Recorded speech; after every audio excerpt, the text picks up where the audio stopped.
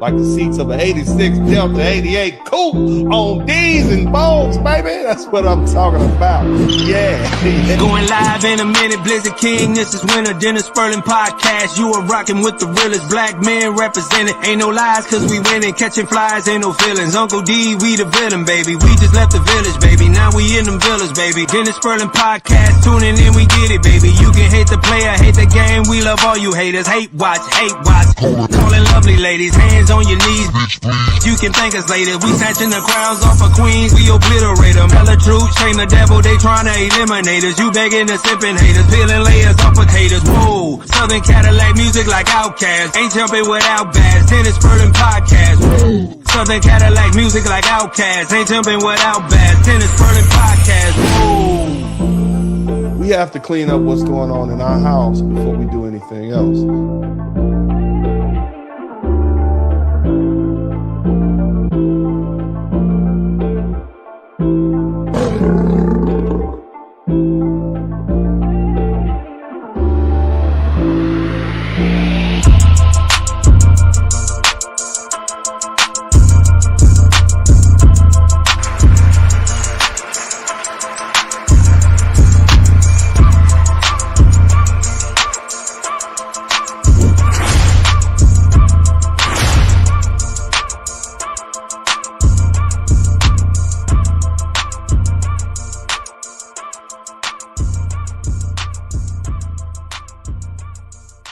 Have pride in yourself. Don't be so hard on yourselves. That's the other thing. Don't let this world keep kicking you and making you feel like you're not good enough. You plenty. I don't care if you're 10 pounds, 50 pounds overweight, 30 pounds underweight. You don't make enough money. You make too much money. You're too tall. You're too short. You're perfect the way you are. And I want you brothers to begin to take that. A lot of you guys did not have father figures to reinforce these things in you. You don't have that manly, fatherly love supporting you in the back of your head saying, son, you can go out there. The world is yours. I'm not your father's, but I love you like I'm your own uncle. We all want people. And so I'm telling you, brothers, I love you as a person that most people would say is successful.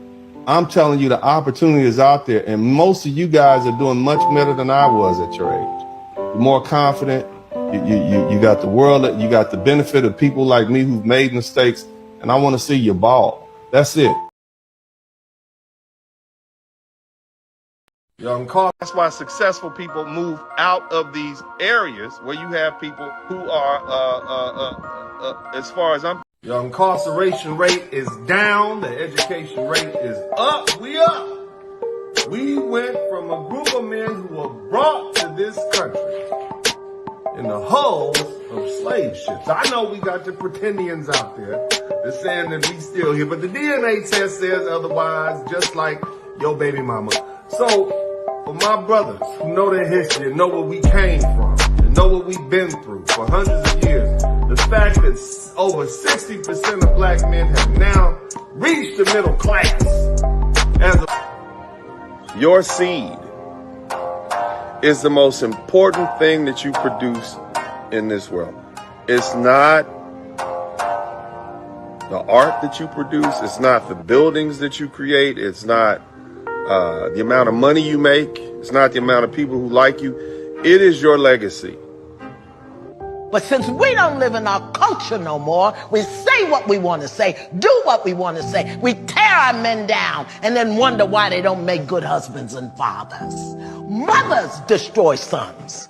His mother can speak to him in certain ways that destroy him in ways that can never be repaired. Salute the black men. Started with mama issues, afraid to question anything, that was that bitch in you. Grown ass men, we letting this shit continue. Adolescent feminine ways, why men offend you. Mama boy, she love thugs, her secret lover. That's why she keep these niggas inside the covers. Put the nigga aside, homie, I'm your brother. Close father saving us, having the same mother. Iron sharpens iron, we learning from one another. No jealousy or envy, going through life struggles. You told your mama you was outside, wanted to hang. Now you wearing colors and just joined the gang. No money, so the OGs taught you how to slang. Jackers rolled up and all you heard was bang. On the side of the curb, leaking out your brains. Quiet when the same, single mama lost again. Black men, we gotta change. Salute the black men. We number one if you talking about top 10. I I salute the black man. Child support kids don't belong to him. I salute the black man. She lied on you and sent you to the pen. I salute the black men. Dealing with the pressure and oppressor getting lesser cause we deserve the best of. Coming home from work and life issues, I just want a meal, end up with fights with you. You just need to chill, remember I'm right with you. So fucking masculine, swinging and I ain't hit you. What's your fucking issue? You don't love me, you love what I can get you. Don't let the kids you love being a bitch you. 911 police saying I hit you. I got video footage, you lying bitch you. Why you think we locked up options with you? Making love to the enemy out to get you. That big ass and a smile might convince you. Graveyards that's filled, we on the menu. Penitentiaries packed, men continue to be the simps and she provided the venue. No respect, so black men we've been through. Nigga, Black fathers are more likely to help their children with their homework, prepare meals, bathe and dress their children compared to fathers of other races. So the absent or deadbeat black father myth that many in America believe is really more like a lie. The black men, we number one if you talking about top 10. I salute the black men. Child support kids don't belong to him. I salute the black men. She lied on you and sent you to the pen. I salute the black men. Dealing with the pressure and oppressor getting lesser cause we deserve the best. I salute the black men. We number one if you talking about top 10. I salute the black men. Child support kids don't belong to him. I salute the black men. She lied on you and sent you to the pen. I salute the black men. Dealing with the pressure and oppressor getting lesser cause we deserve the best of. Salute the black man. I salute the black man. I salute the black man. I salute the black man. I salute the black man. I salute the black man. I salute the black man. I salute the black man. I salute the black man. I salute the black man. I salute The black man. I salute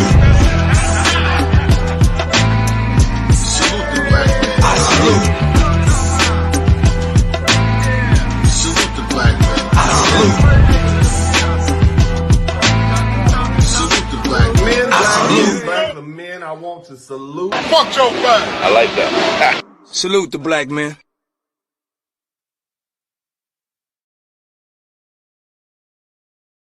Going live in a minute, Blizzard King, this is Winter, Dennis Sperling Podcast. You are rocking with the realest black men represented. Ain't no lies cause we winning, catching flies, ain't no feelings. Uncle D, we the villain, baby. We just left the village, baby. Now we in them villas, baby. Dennis Sperling Podcast, tuning in, we get it, baby. You can hate the player, hate the game, we love all you haters. Hate watch, calling lovely ladies, hands on your knees, bitch. You can thank us later. We snatching the crowns off of queens, we obliterate them. Tell the truth, train the devil, they trying to eliminate us. You begging the sipping haters, peeling layers off potatoes. Whoa, Southern Cadillac music like Outkast. Ain't jumping without bass. Dennis Sperling Podcast. Whoa. Southern Cadillac music like Outkast. Ain't jumping without bass. Dennis Sperling Podcast. Whoa. What's up? Welcome, everybody. Welcome to the broadcast. Shout out to everybody in the chat room, man. Y'all hit number one. Let me know you're in here. Make sure you check in. Let me know where you're checking in from. Yeah. I got all my people, man. Gunmetal, Urban Eagle, Brian Turner, Yahoo. Shout out to you, Melanated FTM, Devin Townsend. Shout out to all my membership. This is going to be a good one. We're going to have a great conversation. Somebody type 50-50 in the chat room. Somebody type 50-50 in the chat room. Somebody type real men in the chat room. Because that's what we're going to be talking about. Somebody type real men in the chat room. Somebody type 50-50 in the chat room.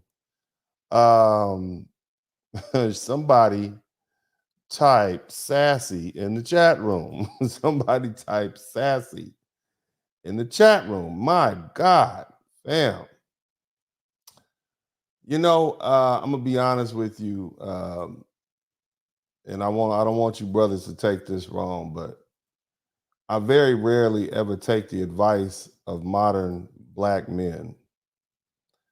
I very rarely ever take the advice of modern black men under a certain age because I've realized that those young men, especially on relationships, because those young men have a warped sense of what masculinity and manhood is. It's just very hard to trust them. It's very it's almost as if they think from a female perspective. They think from a woman's perspective, and it's oftentimes very manipulative. And so I very rarely ever take the advice of young men, young black men. And I'm not talking about it in any regard. If I got a question about some social media, I'm talking to the young brothers. They know that. But when it comes to the uh, refined thoughts on relationships, I just don't do it. Nevertheless, we are going to, and shout out to everybody. Shout out to my homegirl, Kimberly from South Central. We went to high school together. Shout out to all my people who are checking in. And at some point, you guys are going to really be moved, okay, by what I say. You're going to be really moved. Let me start off by just first introducing myself. My name is Dennis Sperling. I'm a podcaster. I'm a father. I'm a homeowner, a lot of different things. I have a lovely, beautiful wife. I was married once before. I have 3 sons, 50 years old. So I have a wealth of experience. I'm a pretty well-rounded man as far as life,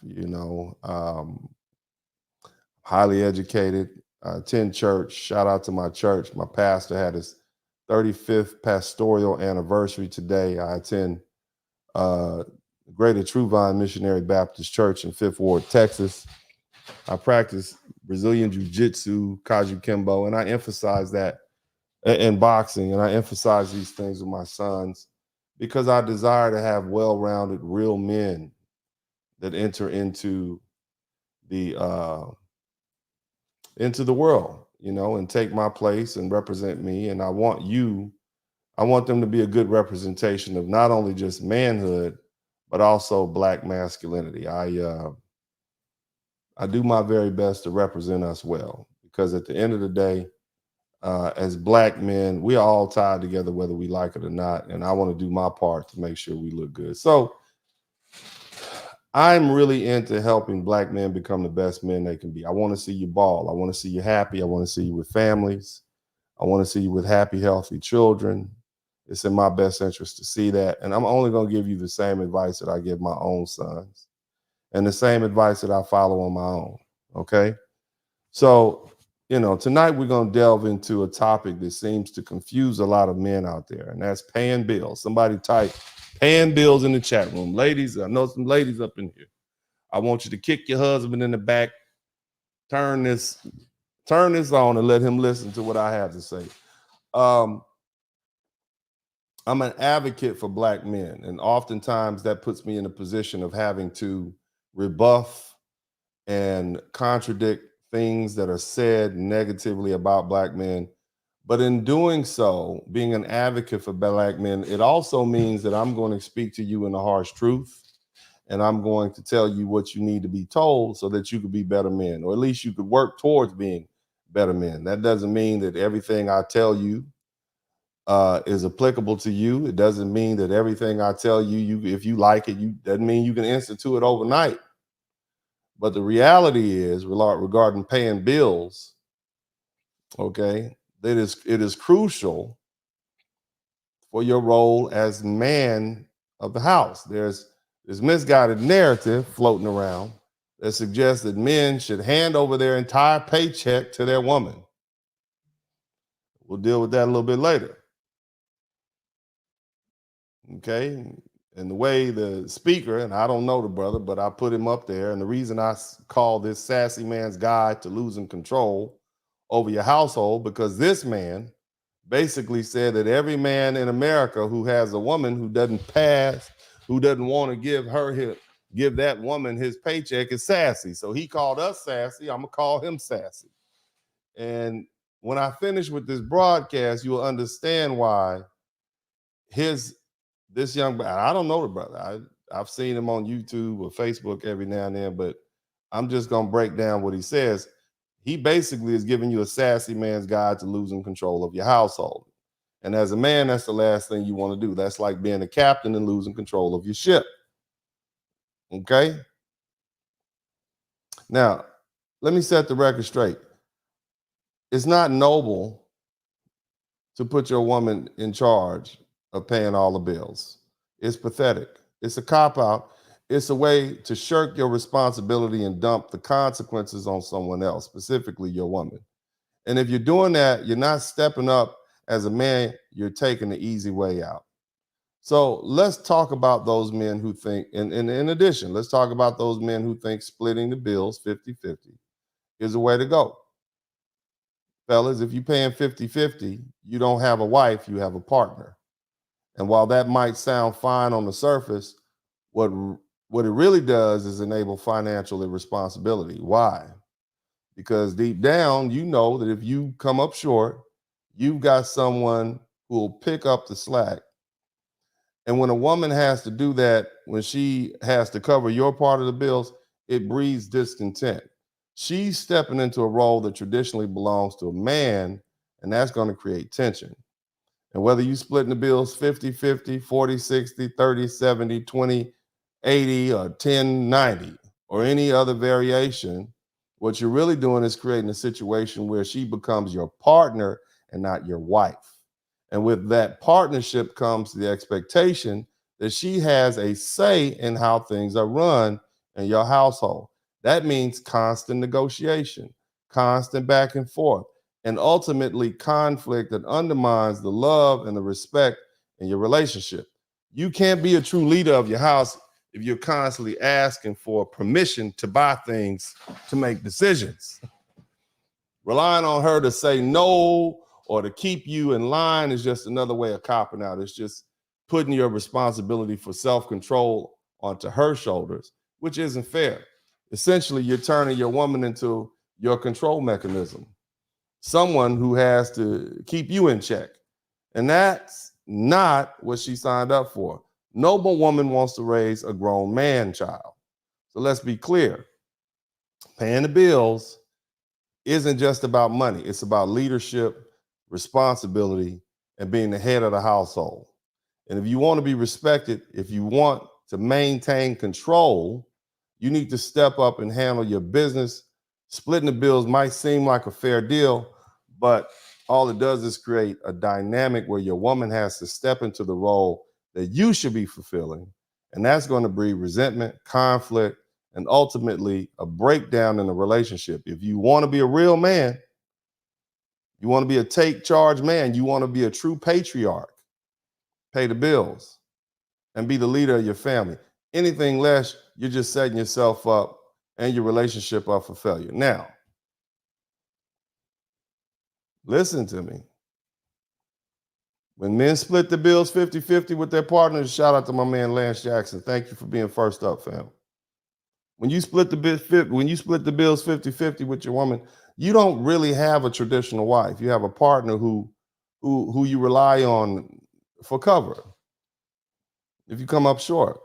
And this setup can encourage men to be careless with money because they know that someone else can handle the bills if they can't. When a woman has to step up and pay more than her share, it can lead to frustration because she's taken on the role similar to that a man has to handle, or that the man handling all the financial responsibilities would otherwise be responsible for doing.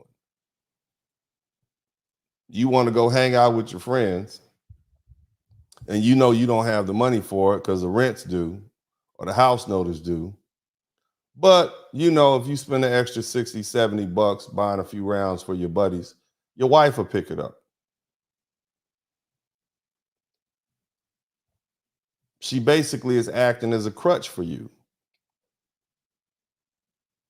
Your brother's in and out of jail. You drop an extra $500 to bail him out of jail. You just spent the car note money. But you can do that as opposed to forcing your brother or someone else that you close to be responsible for their actions and saying you don't have it. You basically shifted that burden off to your wife. That's probably not fair to her. And that's going to create animosity. In addition, if a man has to constantly ask his woman for permission to make purchases, he doesn't really become the leader of the household. My youngest son was visiting me from Jamaica. And he doesn't get a chance to watch all the little movies that we have here. So he spent days and days just catching up on movies. And some of the movies cost. Some of them were $4, some of them were $15. Daddy, can I rent this movie? Now let's say my woman was paying the cable bill. I would then have to ask her for permission for my son, who is here on vacation, who I rarely see, to watch a movie that he wants to see. Number one, do you think my son would have more respect for me or less respect for me? Would he see me as the man of the house, or would he see me as an equal co-chair? Do you think that would make him more comfortable being here in my house or less comfortable being here in my house? I'm just asking.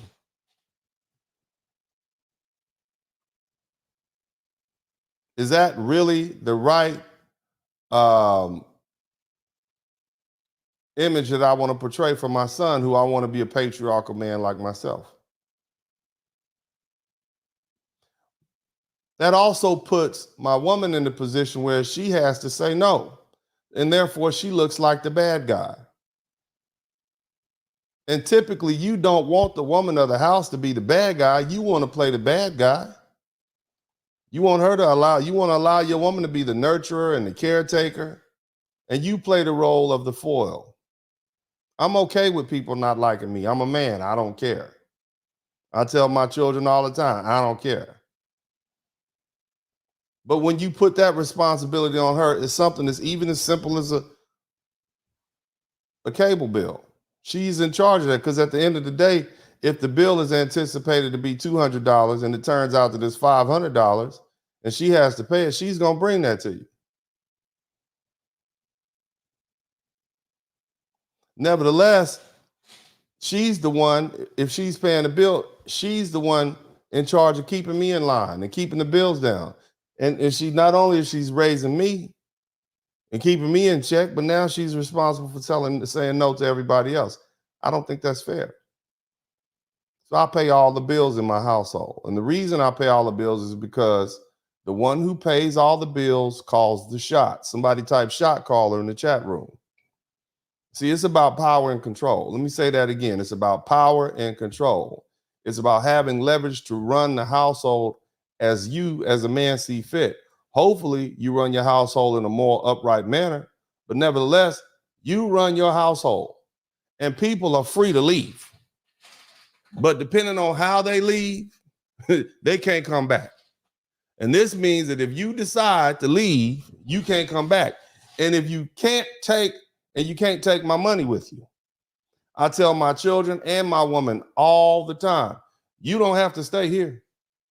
In fact, I look forward to the day any of y'all release me from the burden of providing for you. I look forward to the day that my children tell me I'm grown. Or as far as my woman, as much as I love her, look, if she tell me I got me a new man, I want a divorce, the first thing I'm going to do is book a first-class flight, one-way trip to the Dominican Republic, because that means that I am now released from the obligation and the burden, the financial burden that I put myself on, period. Somebody type period in the chat room. And see, in doing so, what my family, who I love, what they quickly realize is that I am doing them a favor by paying all the bills and taking all the responsibility. And they also realize that me being in control and having authority is the consequence of me paying all the bills. See, along with authority comes responsibility. Now, when I say pay bills, let's be specific. I'm referring to the amount of money required to maintain an occupation of your place of living, like rent or a lease or a house note. That means I'm paying the yearly property tax, whatever other taxes are associated, like homeowners fees. I also pay the electric bill, gas bill, water bill, sewage bill, garbage bill. And in addition, I pay for food, which means I get to dictate what type of food we eat, where we shop, and which service provider we use. Like I pay for cable. I told you about that. Now, here's the thing you got to understand. Shout out to my man, Cerebral Inquirer. When we need furniture, I purchase it. And it gives me input as to what we will buy. I also pay to maintain the upkeep of the house. And anybody with a house knows that doorknobs break, air conditioners break, they need repair, lawn needs to be taken care of. And there's just general upkeep necessary. I also pay for the cars, the car insurance, the home insurance, inspections, registration. I also pay for health insurance for the family. And again, this allows me to maintain control. Somebody type power and control in the chat room. This allows me to maintain control. And another aspect of it is that I am the one who pays for the clothes. I pay for the vacation, which means that I can control. I have control over what's being worn and where we go. I pay for dinner and other entertainment needs. So I have a serious say-so in input as to the places we go and where we entertain. And this allows me to have a lot of control and discretion over the influences on my children and my woman. Somebody type power and control in the chat room. Somebody type pay the cost to be the boss in the chat room. The other thing you all see me doing, a lot of these martial arts activities that my children and my woman participate in, I pay for that.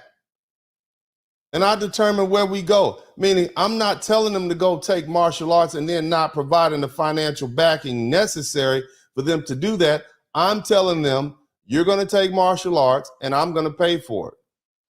And this is going to enhance my legacy, our legacy as a family. In other words, I'm putting my money where my mouth is. And on top of that, it helps them become better human beings.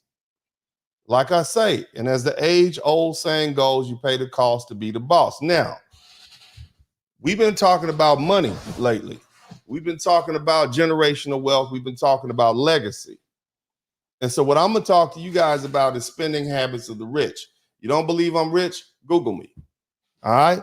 Just because I'm up in here talking with y'all, you proletariats, it doesn't mean I'm like y'all. You understand me? Look me in my eyes. Look, just because I'm talking to y'all don't mean I'm like y'all. I got my money. I'm good and I'm happy about it. Okay? Shout out to the Blizzard King for that. Shout out to me. Nevertheless, spending habits of the rich. What do you mean by that? Okay? I want y'all, some of y'all, especially you black folks, would call me cheap. You are the number one consumers of hair care products, Mercedes-Benz, luxury items. This is what you do. When you Google the things black folks spend money on, I actually saw something up, and I might post this up for you. Black people are the number one consumers. And shout out to my man, Gunmetal Guy. Thank you so much, fam. I appreciate you. Black folks. Give me a second. I'm gonna give you the exact list. I think I might have missed one. But I want you to know what you're spending your money on. I wish I had it handy right here. But yeah, it's Mercedes-Benz's, hair care products, and luxury items. Yeah, you're the poorest ethnic group in America, right? Let me run it back. Mercedes-Benz hair care product, women's fragrances and luxury brands. And you're the poor. So I'm not like y'all. I didn't develop my spending habits from dealing with black. I'm not like y'all. Okay? I would be considered cheap by most of you. Even though my net worth is 10 to 15 times more than yours, you would still call me cheap. I do my very best to avoid loans. And if there are any outstanding loans, I do my very best to pay them off. I'm not a homeowner in the sense that I co-own my home with the bank that gave me the loan. No. In fact, I paid my house off many years ago. And I did that because the interest rate associated with the home loan would mean that if I waited 30 years to pay the home off, I would have paid 3 times as much for the house. There's a quote in the Bible, Proverbs 22 and 7. It says, the rich rules over the poor, and the borrower is the slave of the lender. And I want you to think about this scenario. There's a $20,000 car you want, okay? I'm going to go in and buy that car cash. And on top of that, because I have cash, I'm going to say, hey, I'm going to need a 20% reduction on the price. Now, they might not give me 20% off. They might give me 15 to 10% off. But I'm still going to pay $16,000 or $17,000 for a $20,000 car. So I got a deal. On the flip side, if I took a loan out for $20,000 and got the maximum time to pay the loan off, which is about 7 years, I might end up paying $60,000 for a $20,000 car that I could have paid more. You see, I could have paid less. But see, that sort of debt is what keeps you broke. The best thing you should do is just save until you get to $20,000 for 4 or 5 years, and then go purchase the car for less money. See, some of the spending habits I have are a lot different than the typical black folks. Again, y'all would call me cheap. You would call me cheap. Another aspect is I'm always looking for the best deal. Let's say, hear me out. I want y'all to hear me now. Where all my cheap people at? Let me say, but I ain't never borrowed money from nobody. Uncle D ain't never broke. And if it's somewhere I need to go, I can get there. So let me run this scenario by you. Now, we talked about vehicles. Let's talk about other often used consumer items that depreciate. Let's say I want a high definition television that costs $4,500. You can get the same television at a pawn shop right down the street or up the highway for about $900. It might be 3 or 4 months old, it might be used, but it still provides the same quality. It still gives you the same result. Somebody type result in the chat room. And once you take that television and you mount it on the wall, nobody's going to ask you whether or not you paid full price for it, or if you got it at a local pawn shop. What I just did was save over $3,000, and I can, right, allot that money for something else, or just put it in my war chest for further investment. Either way, right, I can put it back in my business. See, a lot of you have a misunderstanding of what money is. Money is a tool. Somebody type money is a tool in the chat room. Somebody type money is a tool in the chat room. Money is a tool to be used to help you achieve a result that you want. Somebody type result in the chat room. Somebody type result in the chat room. Shout out to my man TIQS. If the result that you want is a high definition television mounted on your living room wall, what does it matter if you pay $4,500 for it at a high-end store or less than $1,000 at a local pawn shop? And that goes for all of these depreciating items. Somebody type depreciating value in the chat room. Somebody type depreciating value in the chat room.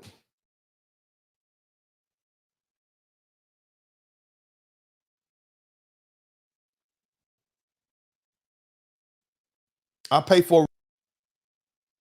If you can't give me the result that I want, then I'm going to find someone else who can.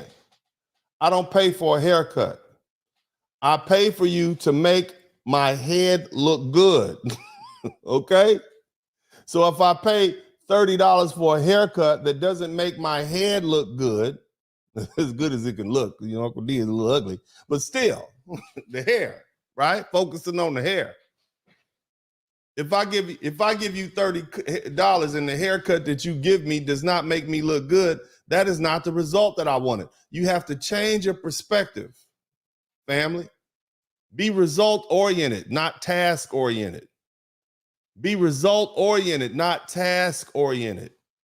Some of you can do a task and not get the result that you want, while others can do this task and get the result that they want. We are looking for results. I'm paying for a result. If you can't provide me the service that gives me the result that I want, I'm going to find another person or another entity or another company that can give me the result that I want. As an attorney, people don't contact me because they want me to file suit and litigate their cases. They contact me because they want a result. Typically, that result is to put money in their pocket because of the car accident or slip and fall accident or whatever they were involved in. They suffered, they want money, they want to be calm. That's the result they want. They don't care if you litigate a case and try a case and then you lose. That's not the result they wanted. They much rather you say, well, look, we took it this far. Maybe we can settle the case before it goes to trial. Here's the money. That's the result. They don't care how you do it. They want the result. That's the difference between providing a service and providing a result. As long as you can move forward, right? That's great. But you can't move forward if you're not getting the result that you want. I can't move forward. I can't go to the dance because my head looks foolish. Even though I got a haircut, it looks bad. He was supposed to make me look good. I didn't get the result I want. You're better off. Huh? You're no better off than you were before. You know better off than you were before. So you didn't get the result that you want. Is this registering? If this is registering with you, hit the number 1 button. If you understand where I'm coming from, hit the number 1 button. If you feeling this, if this is beginning to change your perspective, hit the number 1 button. Shout out to my man Cody Alexander. We having some good conversation now. Now here's the thing I need y'all to understand. Some things you have to pay for. Some things you have to pay for. You have to pay for quality. You have to pay for quality. And you should be okay with paying for quality when it comes to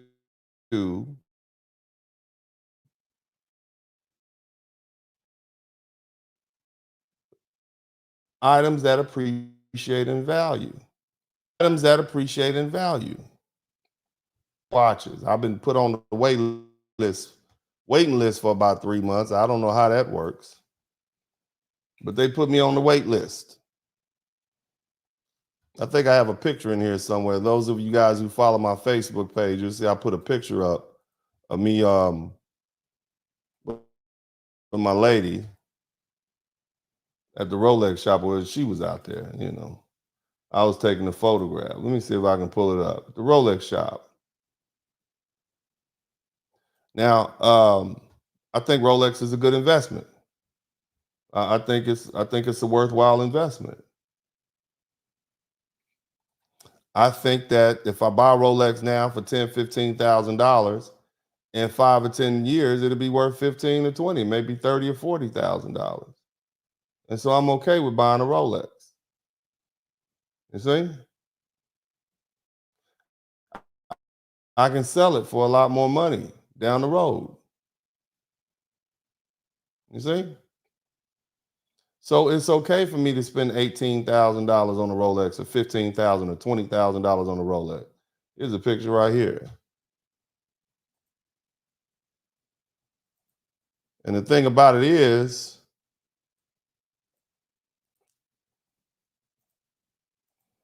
shout out to my old lady. See, let me see if y'all see the picture. Did the picture pop up? That's her downtown with my Liz is my agent down there, whatever you would call her. That's my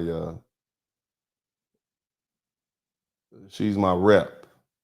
And so my lady and I went down there to look at Rolexes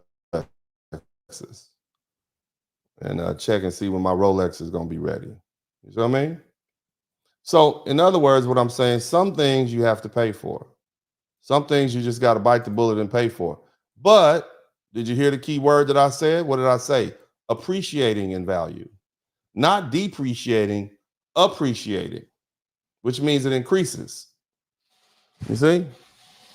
You purchase a Rolex, you sell it, and somebody who maybe can't purchase the Rolex from an agent, you can sell it to them for $25,000 or $30,000. You understand?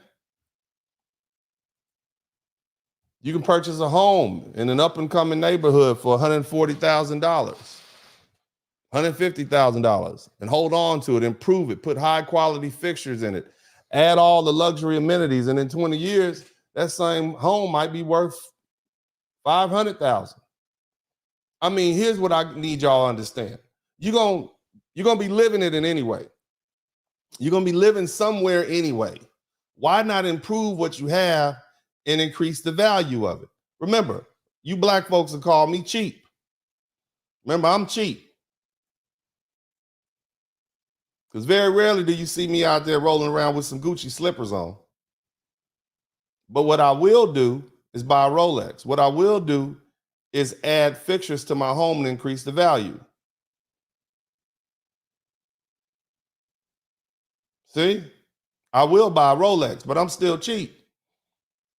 I'm only buying it because it will appreciate in value because it's an item that will appreciate. I don't spend money on depreciating items. Now, I'm like Midas. I'm like King Midas. Everything around me, I do my very best to increase its value, whether it's a human being who I invest my time, energy, money, and resources in.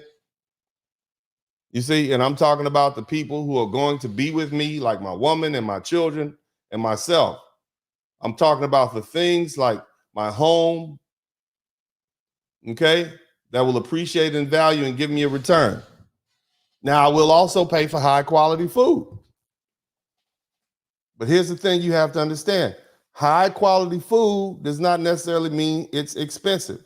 You can get more nutrition from a home cooked meal than you'll get from one of these high-end steakhouses. Come on, name them. Ruth Chris.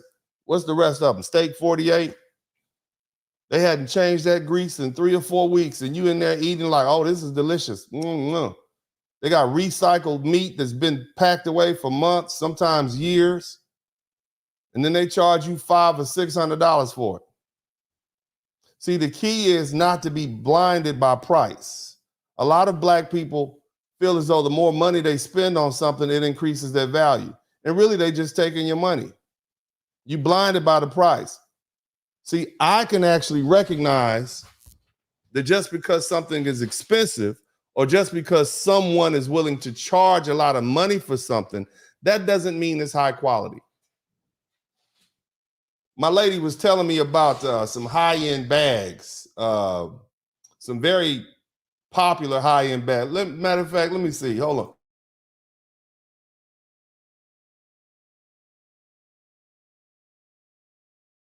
Yeah, she was just Chanel. Somebody typed Chanel in the chat room. Chanel bags. She was telling me that these high-end bags, which might run you $5,000 or $6,000, they used to be really popular back in the day, 10, 15 years ago. But they're beginning to lose quality. They're falling apart because whoever is making them and manufacturing them isn't putting the quality and the time necessary. The interior lining is falling out of them. They have low quality leather, low quality materials. You see? And although an individual bag may be priced at $3,000 or $4,000, $6,000 or $7,000, it's still low quality. And at the end of the day, you don't just want a purse, right?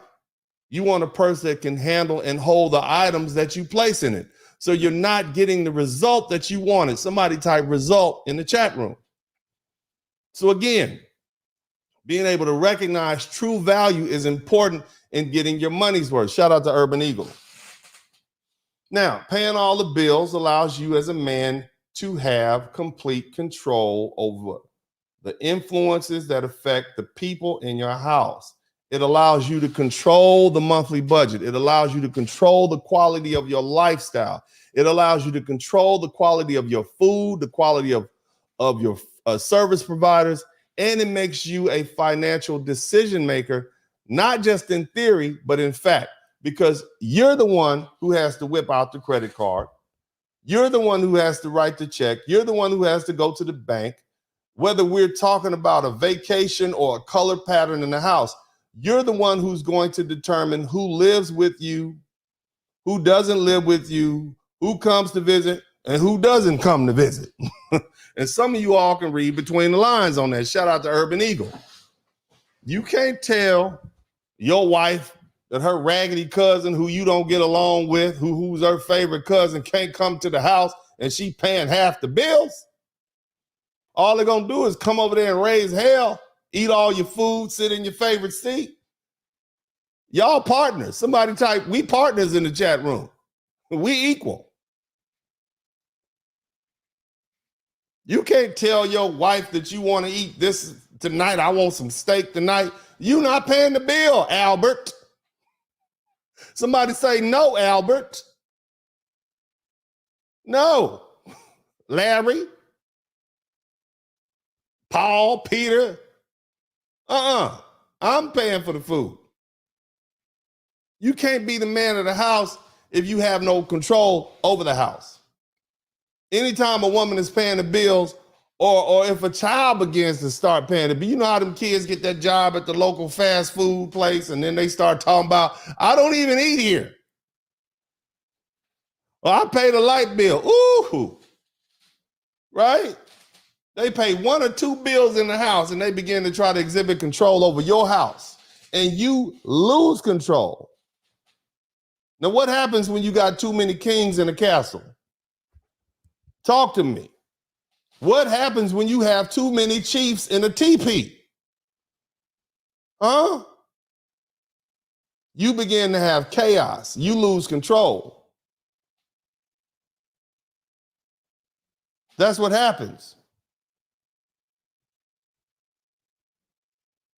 There are some occasions where you have a partner and she pays half the bills or a percentage of the bills, and even then, you're forced to negotiate every time a decision needs to be made. And over time, eventually you're going to use leverage in your household, right? She might be paying 30% of the bills, but she giving you that good at night.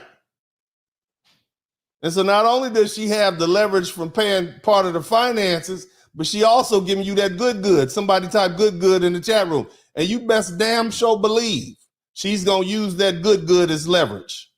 Somebody type good in the chat room. Somebody said it could be bad too. Yeah, whatever it is, she going to use it over time. And you, in effect, will see control without even knowing it. And then at that point, you're no longer the man of the house. You just somebody who lives there. And although you may have the moral authority of the house, you have no financial authority in the house. And that could lead to bad things. Somebody type bad things in the chat room. Loss of control, lack of discipline, lack of consequences, right? The kids aren't looking at you as the authority figure. They looking at mama. You see? They not worried about you. You don't even have the right to impose your will upon people who fail to do what you expect them to do. And in the long run, for your own peace of mind and happiness as a man, somebody type as a man, it's best to maintain control over your household. The sacrifice you need to make is that you need to be able to pay all the bills. Now, of course, there will be occasions where somebody might pick up a bill here or there. Okay? You should not be responsible for purchasing gifts for your raggedy, rotten, lawless mother-in-law if you don't like her like that. You understand me? And your wife's crackhead cousin who just got out the penitentiary, you should not have to purchase him a gift for doing 20 years standing on his head and coming out like a G. You shouldn't have to do that, okay? Those folks are outside the house, and you shouldn't be you certainly shouldn't be responsible for making loans to family members and friends. That, especially when they're just not proved. That's not what I'm talking about. You can't just make up bills for she just making up bills for you to pay, and now you got to pay. Oh, hell no. At some point, you got to say hell no. Somebody type hell no in the chat room. Okay? But just to show a clear delineation when it comes to the wheels and levers of what makes your household run, if you want to be a boss, you got to pay the cost. Now, here's the thing, and this is going to be hard to hear. Some of y'all just not ready to be husbands. Some of you all are just not ready to be men of the house. If you find yourself unable to pay all the bills, then just admit that you're not ready to be a husband. It tells me that you're not ready to be the man of the house, and that's fine. Most men will never marry. Most men will never have children. And, and as the price of maintaining certain lifestyles go up, if you can't maintain the lifestyle that woman you want, if you can't maintain the lifestyle that woman you want desires, then you got to let her go. Somebody type let her go in the chat room. You have to let that woman, that dime piece, that 9 piece, whatever she is, you have to let her go find a man that can help her maintain the lifestyle that she wants or that she thinks she wants. You need to go ahead and get that clerk from down at the Piggly Wiggly and try to make a wife out of her. She might be a little overweight, got a little acne, but that dime piece is not for you. You can't maintain the lifestyle, and all she's gonna do is give you hell. You got a nice girl down there, the stock shelves at the Dollar General. That's your lane. That's your level. You understand? And you need to be realistic with yourself. And hell, the uglier, shorter, and fatter you are, the more money you're going to have to make. Because she's going to tax you. Look, what you must do is either find a woman who's willing to live within the lifestyle that you can provide. And if you can't find one, or you don't like what's out there within your range, your purchase range, then you don't have a woman at all, period. Just do without. Or you could be the type of man who has a whole bunch of baby mamas and doesn't take care of those women. And if there are women out there who will let you use their bodies as incubators, that's between you and them. What I'm talking about, family, listen to me. What I'm talking about is about being a man who wants to be a traditional man, who wants to have the benefits of a family, who wants to be a grandfather, a great-grandfather, who wants to have a stable legacy. A man who wants to have peace of mind in his home because he pays all the bills and he controls what comes in, what goes out, the inner workings of the household, because he sacrificed and paid all the bills, and therefore he has the responsibility and the control. I'm not talking about a playboy lifestyle. I'm not talking about being a simp where you give the woman control of the finances or you split the finances up with her, right? Or when you come home and give her your whole check. I don't understand that. You see?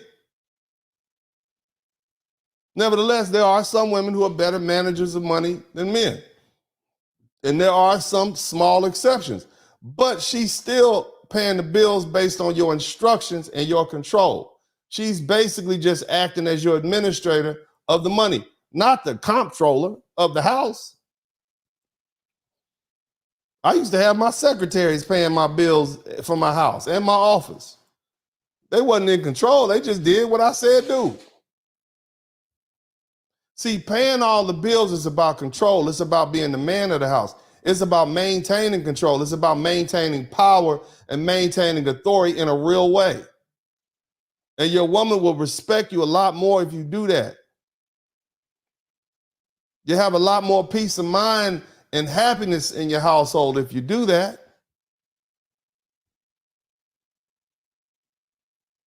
A lot more. Okay? Now, as I said before, I do buy high quality things. And typically when I buy high quality things, they last longer. Let's talk about quality. So it's not so much about quantity, it's about quality.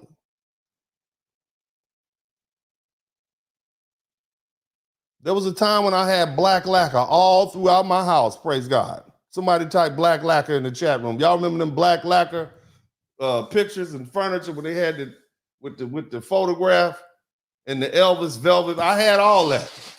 I had all the black lacquer you could buy from the cheap furniture store. I was a young student. Shout out to Darius Smith. But now as a middle-aged man, my home is furnished with high-end furniture and fixtures, which were ordered and placed there by a high-end interior decorator. And so that makes me settle. It's like, yeah, I can stay here. This is nice. You see what I mean? Now, on the flip side, at my office, the computers, I purchased a lot of those computers from Office Depot as the display items. You know how you walk into Office Depot and mess around with the computer? I bought those for 20, 30% off, 40% off. All my office furniture is secondhand furniture from a store, office furniture store on the north side of Houston. But I don't live in my office. And I'm not particularly concerned about whether or not I have a brand new wooden desk that costs $18,000 set up, or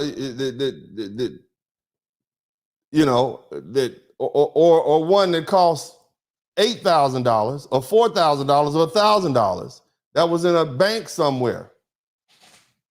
You see? Now, there are some things that you can't cut corners on. I may purchase a Mercedes-Benz, but I'm not going to purchase a Mercedes-Benz brand new off the lot. I'm going to wait 3 to 6 years and I'm going to purchase that Mercedes-Benz, which is going to it's going to have less than 50,000 miles on it. And I might get it for 25, 30% off the original price. I still got the Mercedes-Benz, but I didn't pay full price on it. Hell, most people who don't drive Mercedes-Benz can't tell you 1 year from the other. The whole point is to use that luxury item and ride around in that vehicle and enjoy it. And the comfort associated with the result, that's the result. The comfort associated with riding around in that vehicle. That's the result you want. See, part of the discussion we're having is about getting the results that you want in your life. Again, it's not necessarily about paying for the service or paying for an item. It's about paying for a result. If you want to have high quality, if you want to have a high quality lifestyle, then you need to pay to achieve those results. That doesn't necessarily mean you need to pay top dollar to achieve those results. So be frugal with your money. Be thoughtful with your expenditures and figure out what you can and can't do without, and what you can pay less for, and what you may have to pay more for. So the main points of this conversation, if we can recap right quick, is paying all the bills equals control. Okay? I believe that paying all the bills in the household grants you power and control over your household and the decisions, including what happens in the household and how it's run. Hey, as a man, isn't that what you want, black man? I view paying the bills in the household as a responsibility and a burden. But it is also a favor to the family. It's a sacrifice for the family. And I believe that providing financially gives you and allows you to maintain authority. the specific bills that I pay: rent, utilities, food, insurance, and those sort of things. Because that gives me control over the final decisions related to those areas: what we eat, what we wear, where we live. I also talk to you about frugal spending habits, like purchasing high quality items at a discount or avoiding unnecessary expenses. And then saving money and investing wisely. That's basic, but that's not something we talk about in the Black community, do we? Girl, how much your weed cost? Girl, I'm about to get these new Jordans, these throwbacks. That's not what we're talking about. We're talking about finance and investing, but that's the conversation those conversations are more necessary. I also talked about avoiding debt. Somebody typed debt in the chat room. I avoid loans. I'd rather pay cash up front at a discount, paid off my home, sacrificed, because I'm looking for the long term. Also, paying all your bills allows you to be the authority of the household. Lifestyle decisions have to come through you. Your woman can't wear something that she can't buy, so you don't have to worry about what she's wearing. She goes, "Can I get this?" "No, that's a little too skanky, boo. You can't wear that." If you're not buying it, unless she's gonna get it herself, okay. I have a problem with men who defer the financial control to their women. I see that as a sign of weakness. In fact, I see it as a sign of cowardice. Somebody type cowardice in the chat room. The man should be the leader. Black women want men to be the leader. All women want men to be a leader. You fellas who are going overseas, you're going to need this advice. Otherwise, those women are going to start treating you the same way the Black American women are treating you. There's no geographical solution for an emotional problems, fellas. I've told y'all that once. If I told you it once, I told you 100 times.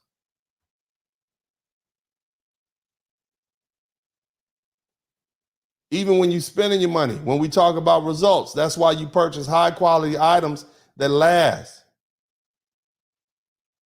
Even if they come at a higher initial cost, it's better for the long-term investment.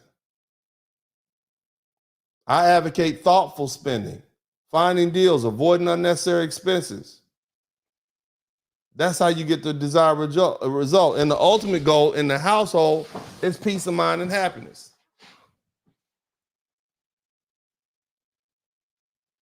It's about maintaining control over the house as a man.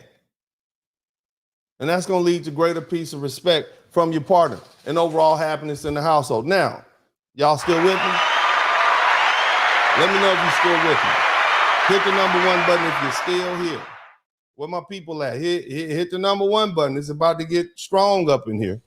All right? Now, this broadcast was brought about because there's a young man, young brother out here on the internet. There's so many of them. And I told you guys this earlier. I honestly, I'm very wary of advice that comes from Black men of a certain age when they're young. I just, the brothers haven't had that masculine influence. Okay. And so I saw this video a little while back and I hadn't commented on it. Y'all let me know if y'all can hear it when it pops up. It's not playing yet. I don't know this young man. Maybe y'all know this fella. I'm gonna play the video here. This fella right here, okay? And basically the video is entitled "A Man Should Give His Woman His Whole Paycheck." All right. Now we're gonna listen to the brother and we're gonna show respect. And we're gonna hear him out. Okay. Now I want you to hear what the brother has to say. I'm gonna play it a couple times. Y'all let me know if you can hear it when I start playing, and we're gonna talk about this. Okay. Let me know if you can hear it. If you hit the number 1 button, that lets me know you can hear it.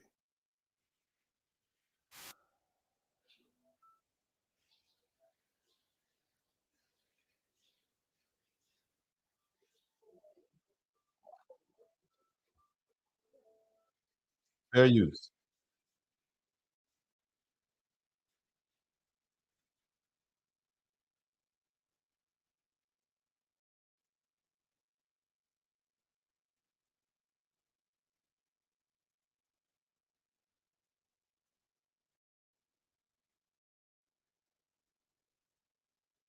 You guys are saying y'all can't hear it? You guys are saying you can't hear it? Let me cue it up again. I want to make sure y'all hear it. Let me cue it up. You guys know who that fella is? Who is this fella, by the way? Does he have, what is his name? What is his name? Who is this young fella? Somebody said they can't hear. We're going to get it together for you. Let me know. Let me get it together. All right. Let me get it together. Somebody said no audio. I got you. Give me a second.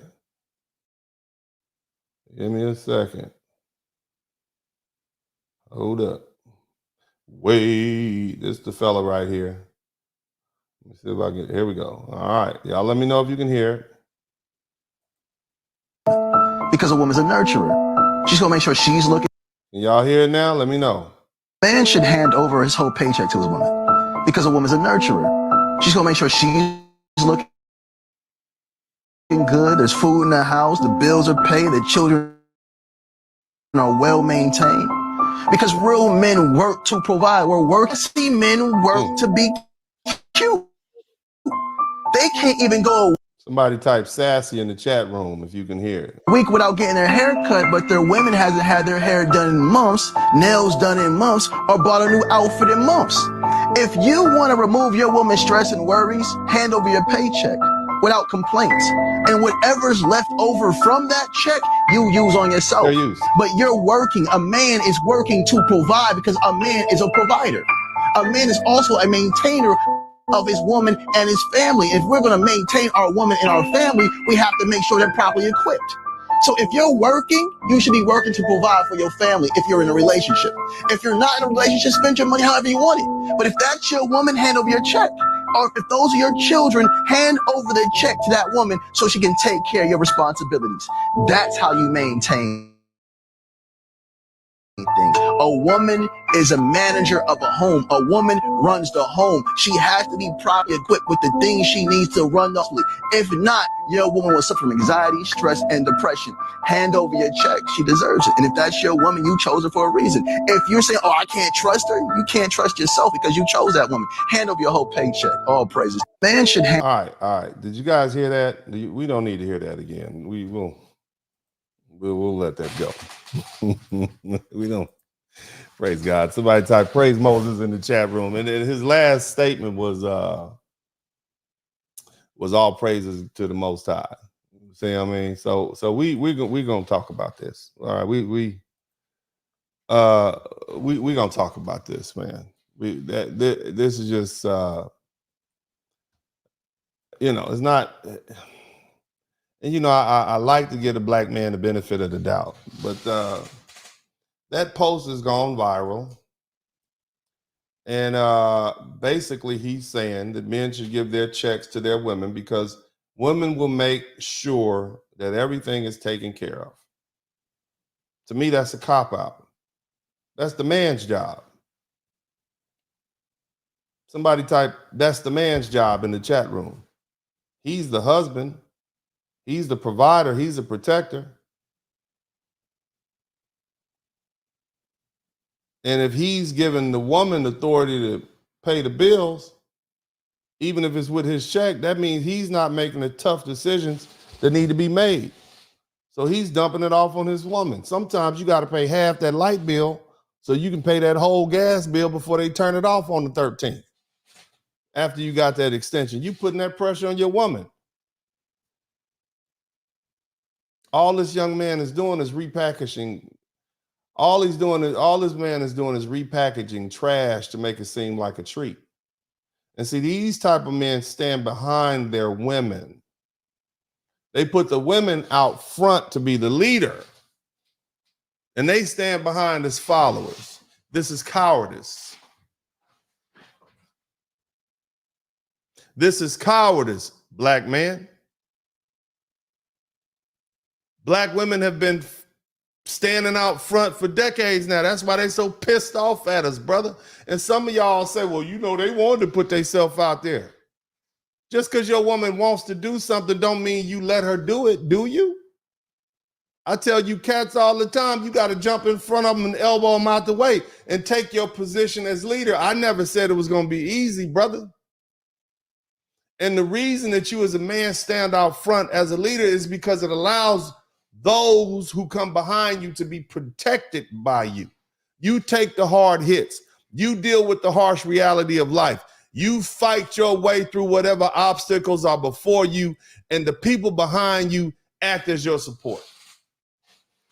They keep you going. They motivate you, but under no circumstances should you put your woman who you say you love and who you've bound to protect out front to take the hits that life has to offer. That robs her of her peace of mind, and her youth. You see what happens when women get stressed out? They can't even ovulate. They can't even have children. Their menstrual cycles die up. They can't even be nurturing to their children. Now, how you going to rear a child and you stressed out? How are you as a woman going to be a comforter to anybody, your man, how are you going to do that? When you focused on dealing with the things that men have to deal with. I don't care what woman we're talking about in the whole entire world. No woman wants that stress.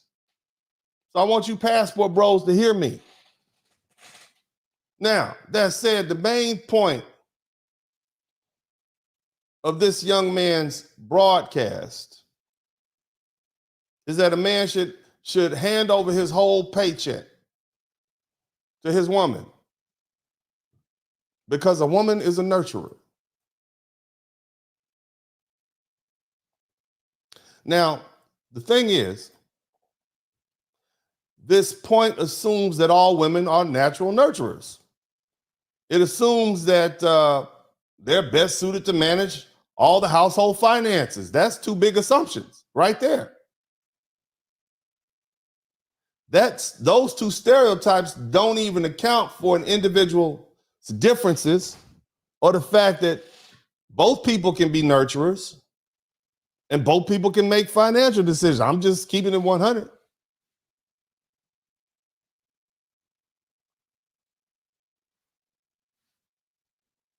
Each relationship is unique. Sometimes men are better nurturers. Sometimes the women are. Based on what works for you. The other thing he hit us with, he said real men work to provide for their family. Let's think about that. What he's doing is he's enforcing gender stereotypes that only men should provide for the family. I support that, depending on the result that you want. So he and I agree in that regard. I agree that real men provide for better. But what you see this young man doing is mixing salt with sugar. He's giving you a little bit of truth and a whole lot of misdirection. The one that hits the most sassy men, somebody type sassy in the chat room. Sassy men work to be cute and prioritize their appearance over their woman's needs. What? See, the first thing you see him trying to do is shame men, okay? That's a shaming tactic, to call you sassy. So any man who says something opposing this obviously flawed view is automatically sassy. He's given his audience ammunition, okay? He's given whoever agrees with him ammunition to chastise those who would disagree. This is derogatory. It's oversimplified characterization and it pits men who care about their appearance against their responsibilities. So if you care about your responsibilities, if you care about your appearance, somehow you're lacking in your responsibilities somewhere. And it also assumes that a man's personal grooming detracts from his ability to provide for his family. Now, you shouldn't be dusty. Somebody type dusty in the chat room. You shouldn't be dusty out here. You shouldn't be. But whether you dusty or you dress nice, that's really not going to take away from your ability to provide for your family. Okay, personal grooming and self-care are important for men and women and don't inherently detract from your ability to be responsible as a provider. Taking care of yourself, that helps improve your self-esteem. And of course, as long as your breath is not funky, your toes got toe jam in them, you're crusty and ashy and all your cracks and crevices, that could help you. That could help your relationship. Somebody type lotion in the chat room. I don't know what this young brother is talking about. Okay. He also said that if a man wants to remove his woman's stress and worries, he should hand over his paycheck without complaints. This point, the implication of this point is that financial control should be given entirely to one partner or to the woman, right? All that's going to do is lead to power imbalances and resentment. It also assumes that money alone can alleviate stress and worry. Look, financial stress in a relationship is best managed through open communication. She's spending too much damn money down at the local HEB or Walmart. You need to have a conversation with her.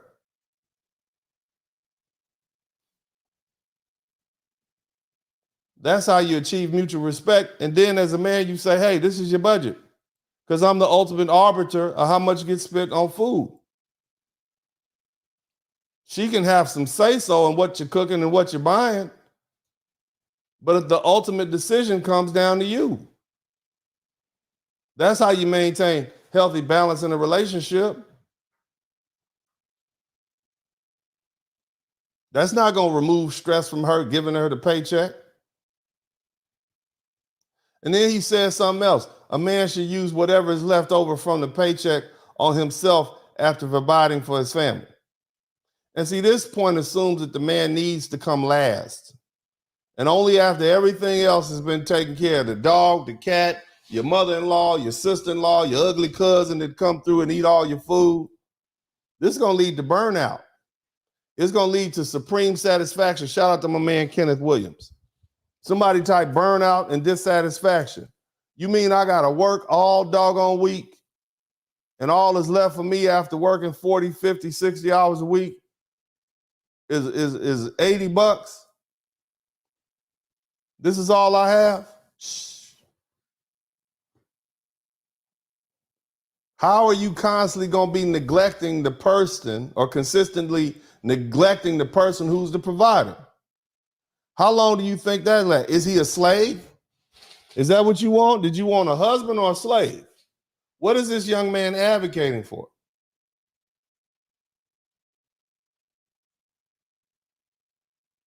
You need to make sure not only are the family's needs met, but you need to make sure that provider male's needs are met.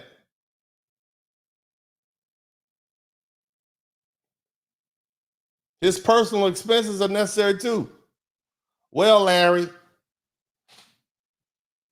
the kids need new lunch pails and new shoes, so we can't buy you any deodorant or toothpaste. So I bought you some baking soda from the dollar store. You can slap that on with a little water. That's not balanced. Now, the other thing he said is that a man is a provider and a maintainer of his woman and his family. I would agree with that. Some would say those are outdated statements, outdated gender roles, and that the man should be the sole provider. And I'm saying, hey, if you want peace of mind in your family and you want to be a traditional man, you will do that. So I would agree with him on that.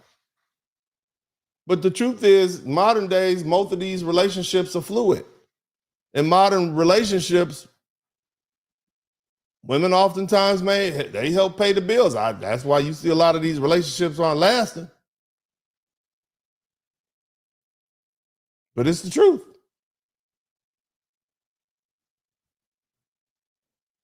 He also says to maintain a woman and a family properly, they must be properly equipped. The thing about that, and that's really, see, that statement implies that financial provision is the only way to properly maintain a family. So the man is now allowed to overlook the emotional support and other shared responsibilities and the value of some non-monetary contributions. I know a lot of people who throw money at problems. There's a lot of people out there who are wealthy and they have dysfunctional children. Look at Joe Biden. He's the president. His son's a crackhead with a gun charge who banged his dead brother's wife. I'm sure Joe Biden had plenty of money, but clearly that time he spent in Congress as a senator did not allow for him to participate in the emotional support of his son. See, there's some non-monetary contributions that need to be fulfilled also in a family. And your woman is going to need you too. There's plenty of dudes out there who throwing money at women and they just still no good men. Some emotional needs that are required. That's a cop-out. Properly maintaining a family involves more than just financial provision. It includes emotional support, effective communication, shared responsibilities also. See, you want to have a well-rounded family, and both the man and the woman need to work together to ensure that. That's how that works. Shout out to Too Tall. There's some cats out there who don't make a lot of money. They might not be able to pay all the bills or none of the bills, but damn, they're hell of a fathers because they're always there. So shout out to them.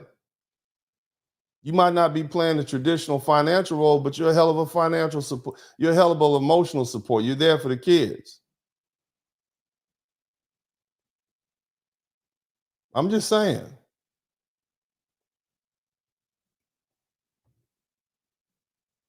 Here's the other thing.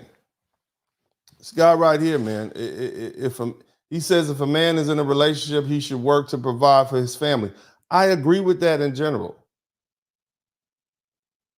But again, the way in which it was said is that it narrowly defines a man's role as purely financial, and it disregards the importance of emotional and his physical presence, as well as shared responsibility. It's a lot of dudes out there sending child support to their kids. I ain't seen their kids, man. You ain't seen your kids in months and years. And so again, I'm gonna re-emphasize the fact that as a father, and many of you guys out there, y'all had fathers who were missing, or cold, distant fathers. They came home, they were so tired, they just went to sleep, or they just were distant. That's not sufficient. See, providing for a family is multifaceted. It's a multifaceted role, and then it involves emotional, physical, and financial support. Both mom and dad need to work together to create a balanced and supportive environment for the family. That's what it's about. Family can be fun.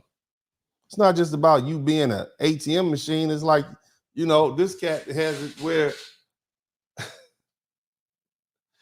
it's like your woman just come up and slide a credit card down the crack of your ass. Wow, and you an ATM machine. That's all you good for? Really? I don't think that's cool. I don't think that's cool at all. The other thing he says is that a woman is a manager of the home and needs to be properly equipped to run it successfully. That assumes that managing the home is solely the woman's responsibility. Not only is it short-sighted and unrealistic, but it reinforces these traditional gender roles, and it also implies that only financial resources are needed to manage a home successfully. So you just give her the money, right? And you have no other contribution at all. You don't cut the grass. You don't change the light bulbs. You don't change the vents and the air conditioner, nothing. You just give her the money and she's supposed to go down to Home Depot, pick them up, 10 in the pack. How much are they now? 10 in the pack for about 30 bucks. Really? It's her job to manage the home.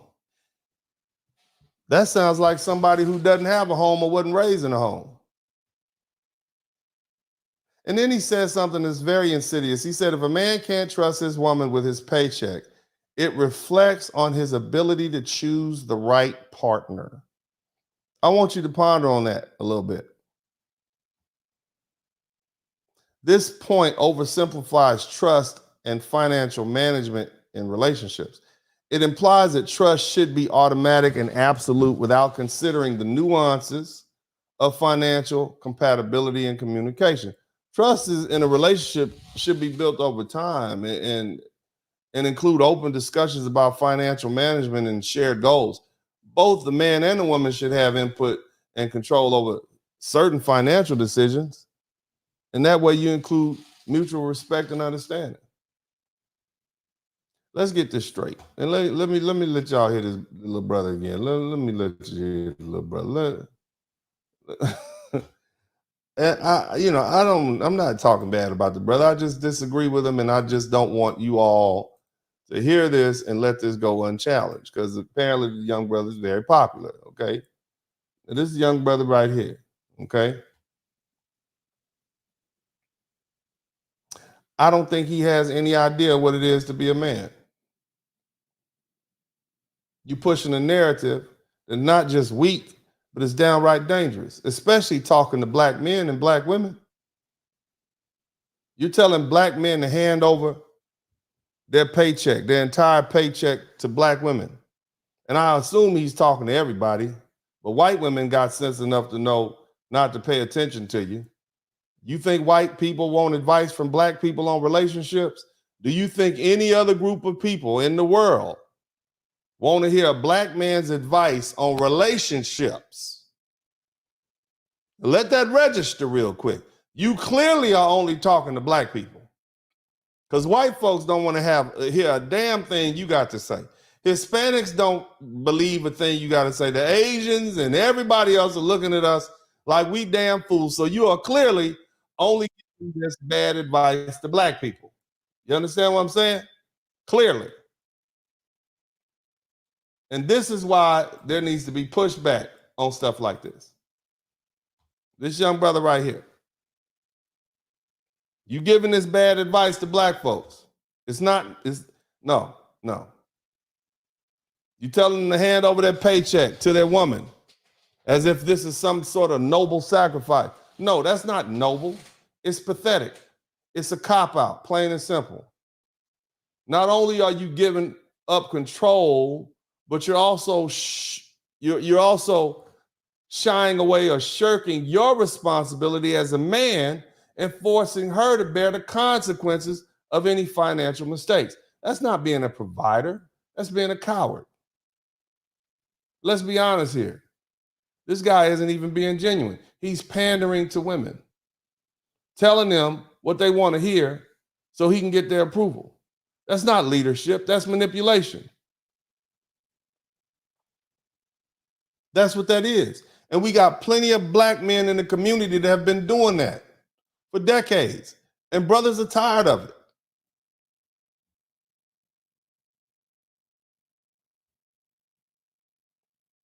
You trying to sell us on the idea that a man's financial control is simply about making sure his woman is properly provided for. That's a load of crap.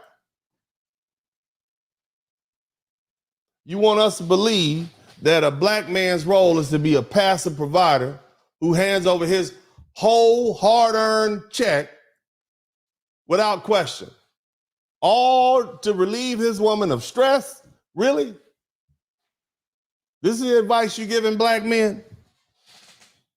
To hand over the reins of financial control and hope for the best. In contrast, I'm telling you that paying all the bill is about power, control, and authority.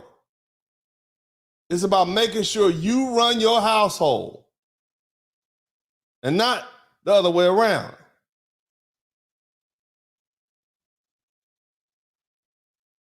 If you're the one footing the bill, you call the shots, end of story.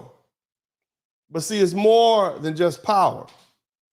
It's about responsibility. And black men have been running away from responsibility for a long time. And I want you brothers to embrace that responsibility. I'm not like this young brother. I'm not like him.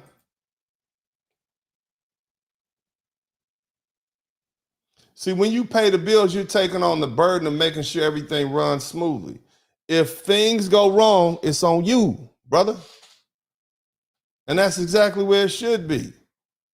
Handing over your paycheck to your woman, that doesn't just give up control. It dumps all of that responsibility on her shoulders, forcing her to deal with the fallout of any mistakes. And guess what? When the bills aren't paid or when the financial problems arise, she's the one who gets blamed. And that's not fair to her. That's not how a real man operates. Since we're talking about real men versus sassy men, that's not how a real man operates. This man doesn't sound like he's interested in real leadership. He's interested in sounding good to women. And that's where his advice falls apart. Look, first of all, he's peddling outdated, sugar-coated nonsense about gender roles, acting like women are delicate, natural nurturers who should manage the household, while a man should just throw money at the situation and step back. Not all women are nurturers. Most women will tell you that.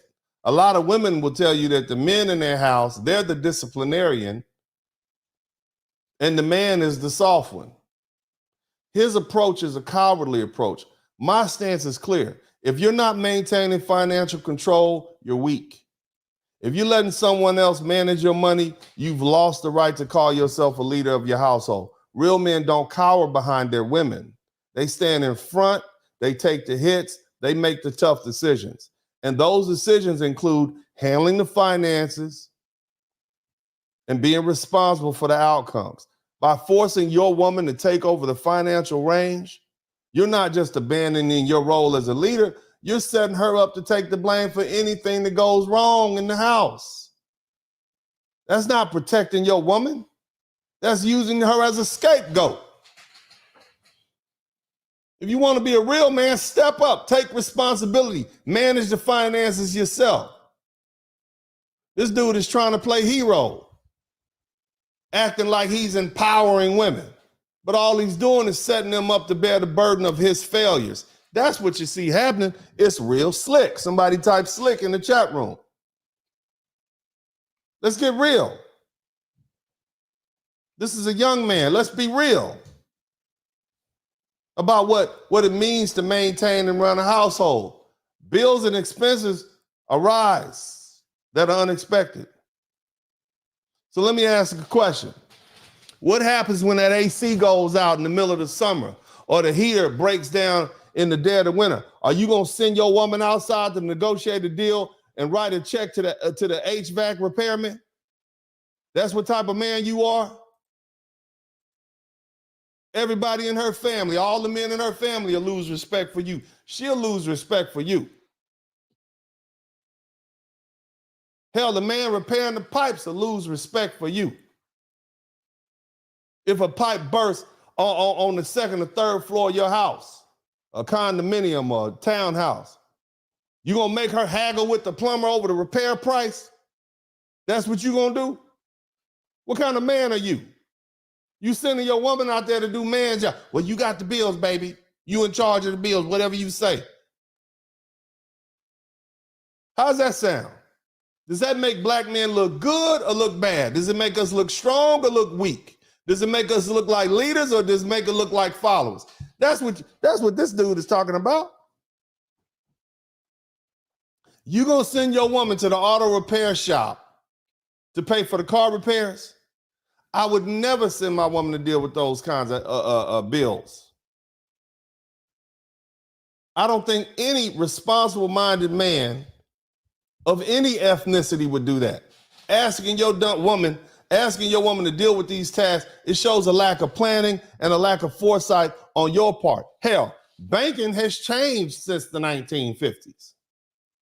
In fact, your bills can be automatically deducted from your bank account and your credit cards. So there's absolutely no need to force that responsibility on your woman. If you need your woman to pay your bills, it means you lack competence as a man and you're untrustworthy.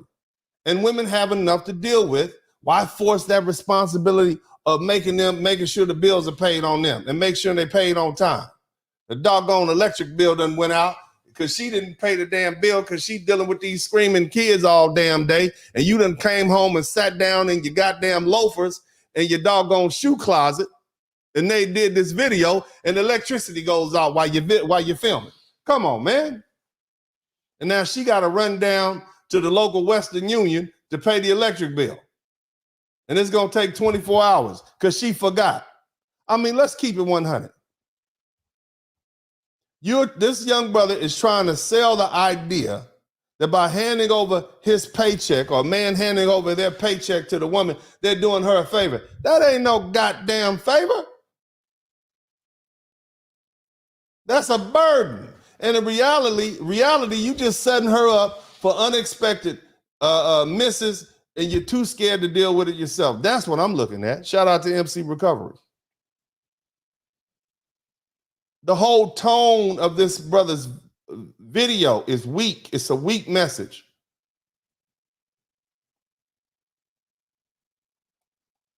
It's giving men a formula for how to behave like obedient little providers who hand over their paychecks and expect a pat on the head. Good job. It's the kind of advice that leads men, black men specifically, into losing control over their home. My approach is different because I come from a traditional patriarchal man who's willing to take hits to see my family through the tough time. My approach is straightforward and assertive because it's what men need to hear. It's what black men need to hear.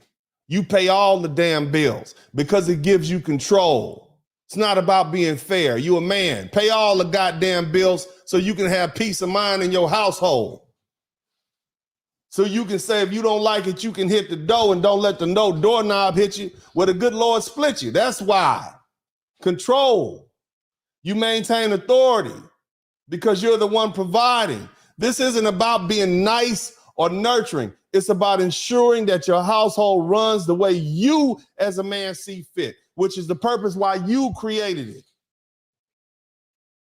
And let's forget, paying the bills isn't just about maintaining control. It's about you as a man accepting the consequences of your decisions. When you're in charge of the finances, you're the one who deals with the stress if something goes wrong. That's what being a man is about. Taking on the burden so your family doesn't have to. Look, this man, this is the easy way out. There's nothing manly about it. In fact, he's giving you a sassy man's guide. Somebody type sassy man in the chat room.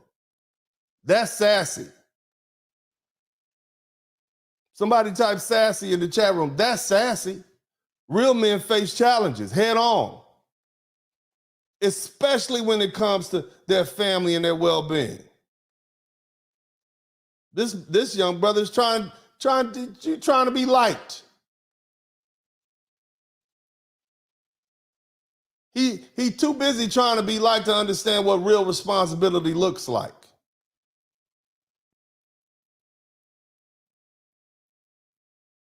He's treating financial responsibility like some kind of moral duty, where the man's only job is to make money and then hand it over. This kind of thinking leads to chaos and loss of control. Have you seen the black community? Huh? Have you seen, has there anything happened by giving black women control over the black community? All I see is chaos. Baby mamas left and right, women complaining, stressed out. We have the most doped up, alcoholic, drug using women in America right now.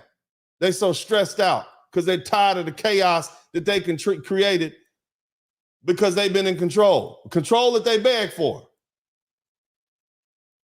See, in reality, financial responsibility is about maintaining leverage, authority, and control. It's about making decisions that keep you in the driver's seat as a man. And if you're not controlling the finances, then someone else is controlling you. It's simple as that. And here's the kicker. If you're not the one paying the bills, you're forcing your woman to take on that responsibility. if she'll be the one she's gonna be the one facing the consequences when something goes wrong. And that's not fair. That's not how a real man should behave. But look, come on, man. See, by you taking on the responsibility of taking on the finances, you're ensuring that your household runs smoothly. You're also protecting your woman from unnecessary stress and blame. She doesn't need that. That's what true responsibility looks like. This dude is acting like he's giving men good advice, but in reality, he's just setting them up to be, actually, he's setting them up to fail by allowing them to shift the burden to their women. Now, see, here's the cold part about it. It's a lot of these dudes out here like this, a lot of these Derek Jackson wannabes. That's all this is. See, he seems to be, or feigning, or appearances are that he's motivated by a misguided notion of trust and partnership. He's saying that by handing over your paycheck, you're somehow being a good man. Wrong. What you're really doing is giving up power. See, my motivation is about maintaining control and ensuring that the household runs according to my rules. And if you don't control the finances, you don't control anything. And if you're not in control, you're just another passenger on the ride and somebody else is driving. But let's dig a little deeper. Somebody type a little deeper in the chat room. Somebody type a little deeper in the chat room. Am I going too long? Let me know. If y'all tired, let me know. If you guys tired, let me know. Can I get a few more minutes? Can I get a few more? If I can get a few more minutes, somebody type amen in the chat room. If I can get a few more minutes, somebody type amen in the chat room. Let me know. Can I get a little deeper? If I can get a little deeper, let me know.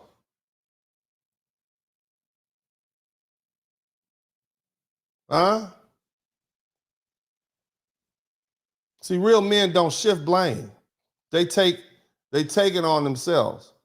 They handle the finances. They deal with the consequences. They ensure that their family is protected from the fallout. That's what leadership looks like.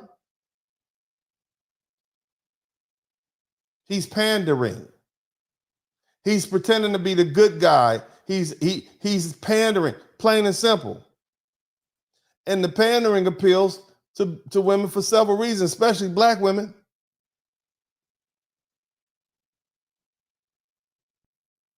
Now, I want you to listen to this. Many women are conditioned or have been conditioned to see themselves as caretakers. And this man's message, it preys on this by suggesting that they are naturally better suited for managing finances and household affairs. The problem is, this isn't about empowering women. It's about subtly controlling them by keeping them in the traditional box that benefits the speaker's agenda. You see that? If I got you at the house paying bills, that means you at the house paying bills.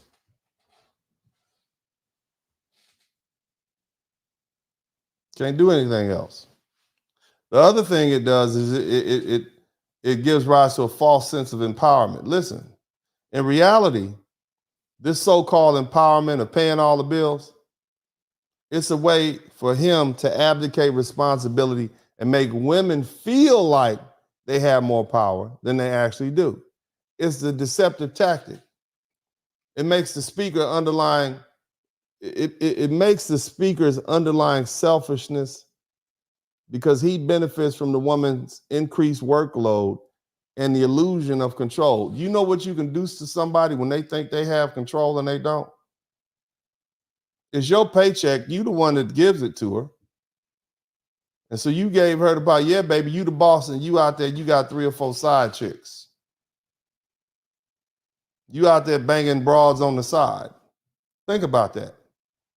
And she's under the illusion that everything is safe. She's just like a rabbit in an open field and there's a hawk hovering over her. She never sees it coming. That's a false sense of empowerment. You always want to let people know what you're saying. It's real slick. Another thing he's doing is this is a manipulative tactic. It's designed to exploit women's emotional needs by equating financial management with love and trust. This guy is subtly he subtly ensures the woman feels obligated to take on this role. You understand that? He equates financial management with love or trust. So if you don't do it, you don't love me because I'm giving this to you because I love you. You see? And all the while, he benefits from the emotional security this arrangement falsely promises. It's real slick. In truth, it's just another way to avoid financial accountability. You putting this poor black woman in charge of your finances, and you can blame her if things go wrong. And then you sidestep responsibility. It's real selfish, brother. It's real selfish. And it's disguised as a solution for harmony, but it ultimately breeds conflict and resentment. And that's not what we need in the black community. We don't need any more conflict and resentment in the black community. And how dare you end your discussion with all praises to God? All praise to God? I guess you conveniently ignore what the Bible actually says about a man's role in the household. And if you're going to invoke God's name, at least get it right. The Bible clearly states that a man should be the head of the household. That is at Ephesians 5:23. It says, for the husband is the head of the wife, as Christ is the head of the church. That means it's the man's responsibility to lead, to take charge, to ensure that his household is run according to God's will. So how can you claim to be following God's word when you're advocating for men to hand over their financial control to their wives? That's not leadership. That's abdication. It's passing the buck and hoping for the best. And that's not what God intended. And if you're truly going to live by the Bible, then you need to understand that leadership comes from responsibility. You can't just hand over your paycheck and expect everything to magically fall into place, partner. God expects men to be the leaders of the household, take on the burden of responsibility, and protect and provide for their families. When you shirk that responsibility, you're not honoring God. You're dishonoring the role he has given you. So if you're going to end with all praises to God, make sure you're actually living up to the standards he sets. Because what you're promoting isn't biblical. It's cowardice, wrapped in false piety. Now, we've been talking for almost 2 hours, and I wanted to continue this thing and go forward. But I need you guys to let me know if you learned something, if you appreciate what I've done here. Make sure you take the opportunity to contribute to the Super Chat, the Cash App, and the PayPal. Make sure you show me the appreciation, because not a lot of people are going to give advice like this. Most people are not going to be bold enough to tell you black men to take control of your family. I would like to have, if you guys appreciate what I've done, I'd like to have another 9 Super Chats. I certainly would appreciate that. So make sure you do that. In the meantime, I'm going to give y'all a quick mid-roll. I'm going to be right back, and then we'll be back. And I may entertain a few more questions. I may let some folks in, but show me some love. Make sure you contribute to the Super Chat, the Cash App, and the PayPal. Dennis I'll be Burden right Podcast, click your mouse pad. Yeah, we out back. Hit the like, hit subscribe. Don't just hate watch, cause we outside. Let them hate watch, go and play pop. We just lay back. He don't play that. We don't play back. We don't play back. We go way back. Black men, yeah, we earn something. Tune in, gotta learn something. Uncle D Podcast, bump it. Likes up, hit the sub button. Black men, yeah, we earn something. Tune in, gotta learn something. Uncle D Podcast, bump it. Likes up, hit the sub button. This is Dennis Burden Podcast. Don't just hate watch, hit subscribe and let them know we outside. Don't hold hate, donate. Super Chat, Cash App. Put something in the collection plate. Church. Brother Spurley. Brother Spurley met his fiance in my mixed group, and she was doing her thing, Ivy League educated, beautiful sister. He's a successful attorney.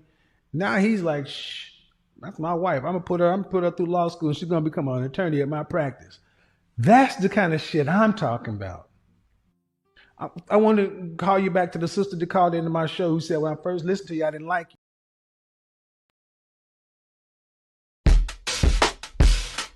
All these simps running around here, running amok, all these son husbands.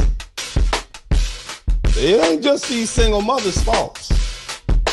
Happy wife? No. Happy life. Y'all heard that before. That's the most simplest thing you can hear said. Yeah. Welcome to Simp University.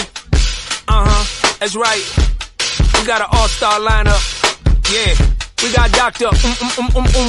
Simp Jackson on the drums. Johnson. Yeah. We got Dr. Boogity Boogity Boogity Boyce Watkins on the tambourines. We got Derek, the Janky Jack Jackson singing back up. And this is the Simp Academy, baby.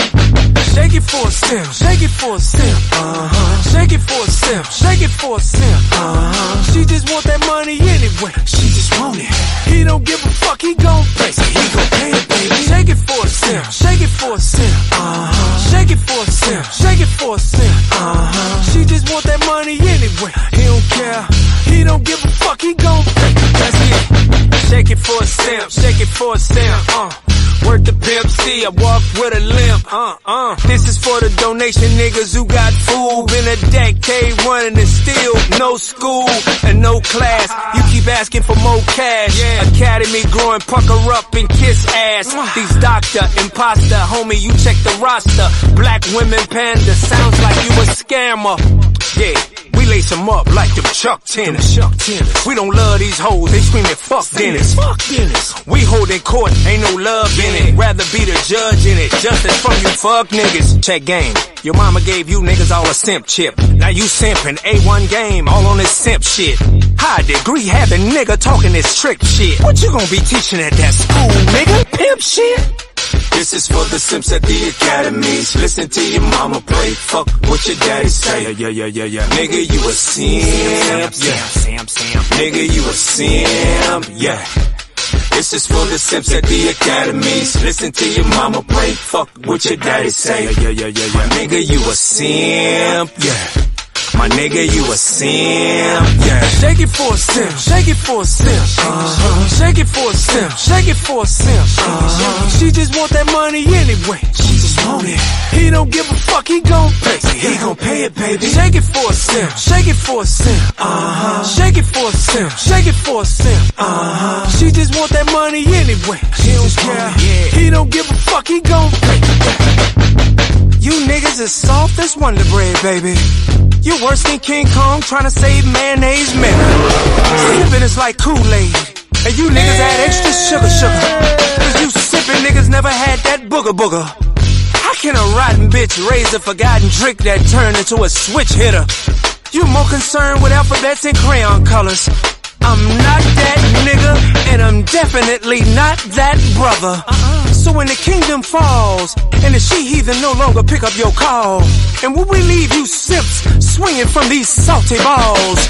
Best believe I got my attorney named Dennis Burden on speed dial, and in the meanwhile, while simping ain't in my pimping, do not shake shit for me, baby. But you can shake it for a simp, shake it for a simp, shake it for him, shake it for a simp, shake it for a simp, shake it, shake it. She just want that money anyway. She just want that money. He don't give a fuck, he gon' pay. He gon' pay it, baby. Now shake it for a simp, shake it for a simp, shake it, shake it, shake it for a simp, shake it for a simp, shake it, shake it. She just want that money anyway. She just want the brain. He don't give a fuck, he gon' pay. Yeah, yeah, yeah, yeah.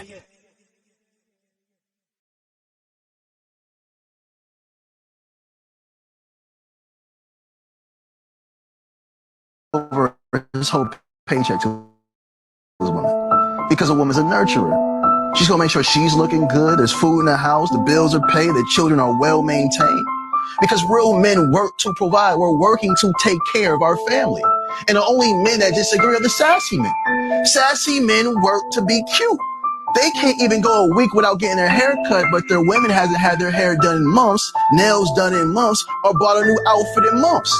If you want to remove your woman's stress and worries, hand over your paycheck without complaints. And whatever's left over from that check, you use on yourself. But you're working. A man is working to provide because a man is a provider. A man is also a maintainer of his woman and his family. If we're going to maintain our woman and our family, we have to make sure they're properly equipped.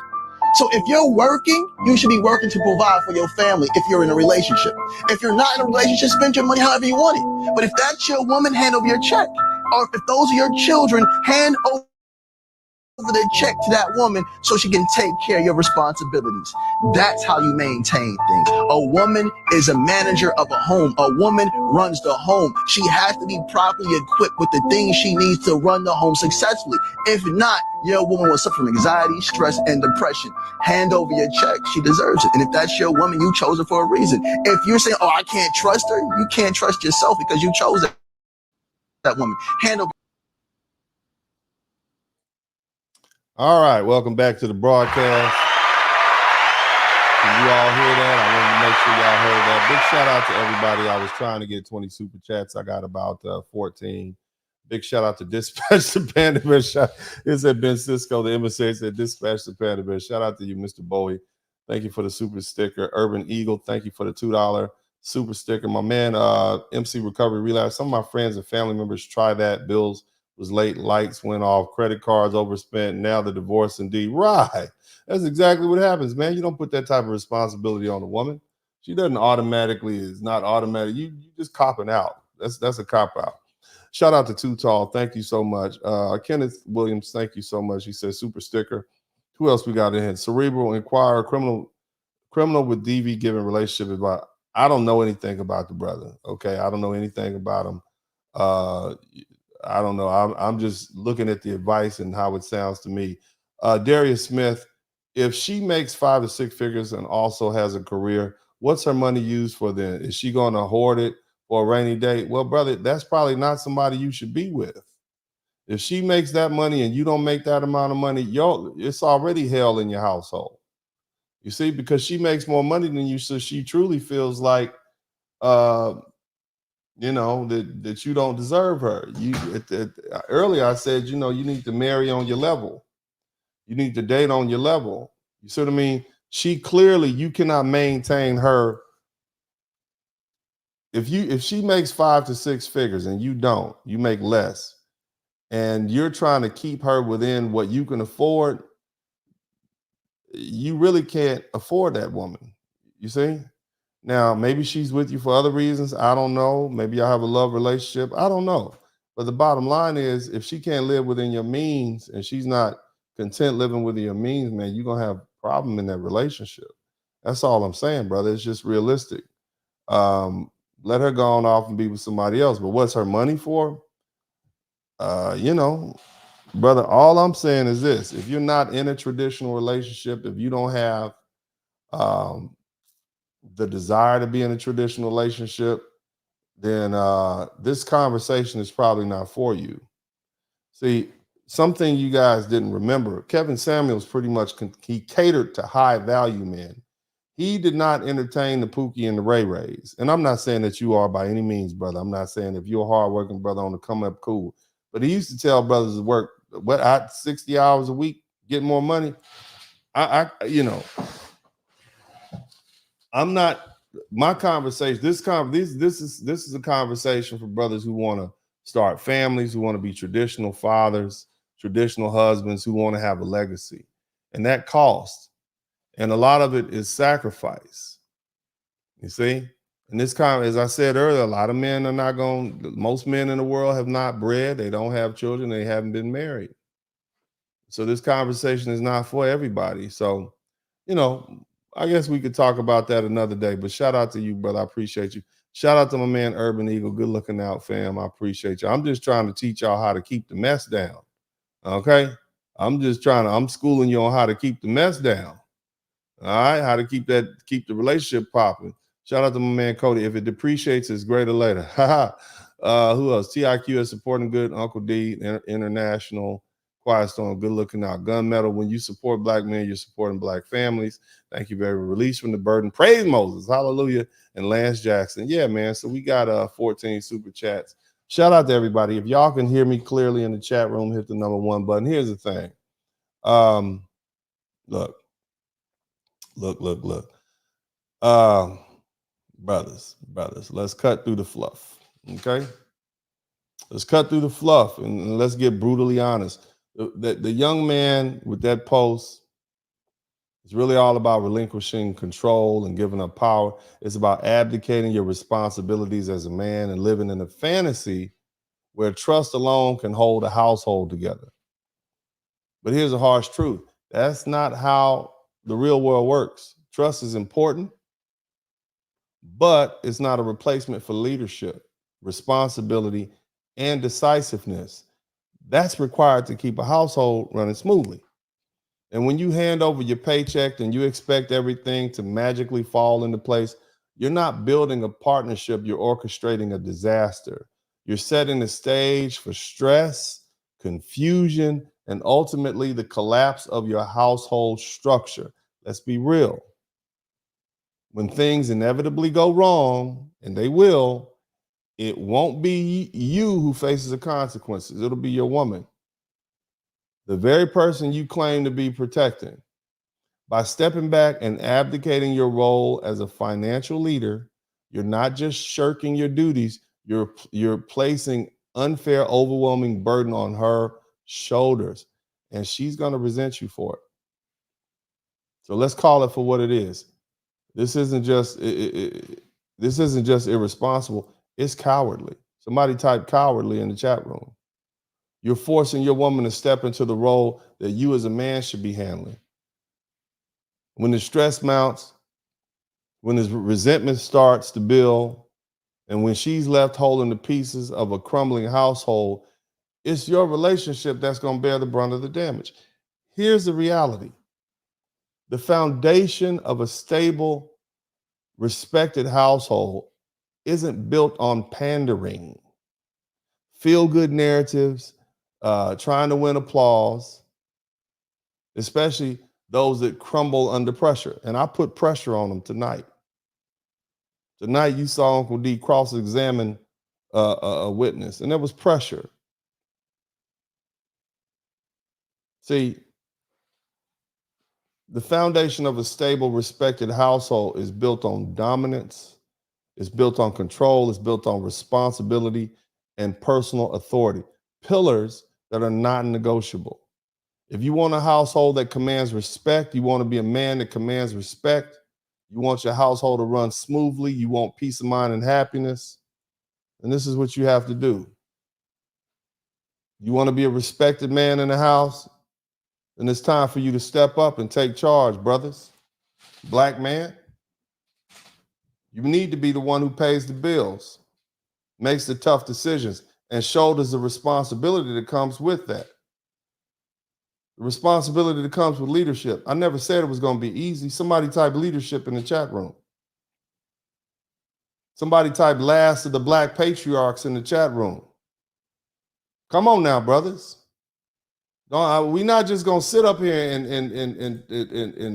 and call out the issues that black women have all day, or any woman. You brothers are moving overseas now, and you taking these problems with you. Let's come on now. Let's build.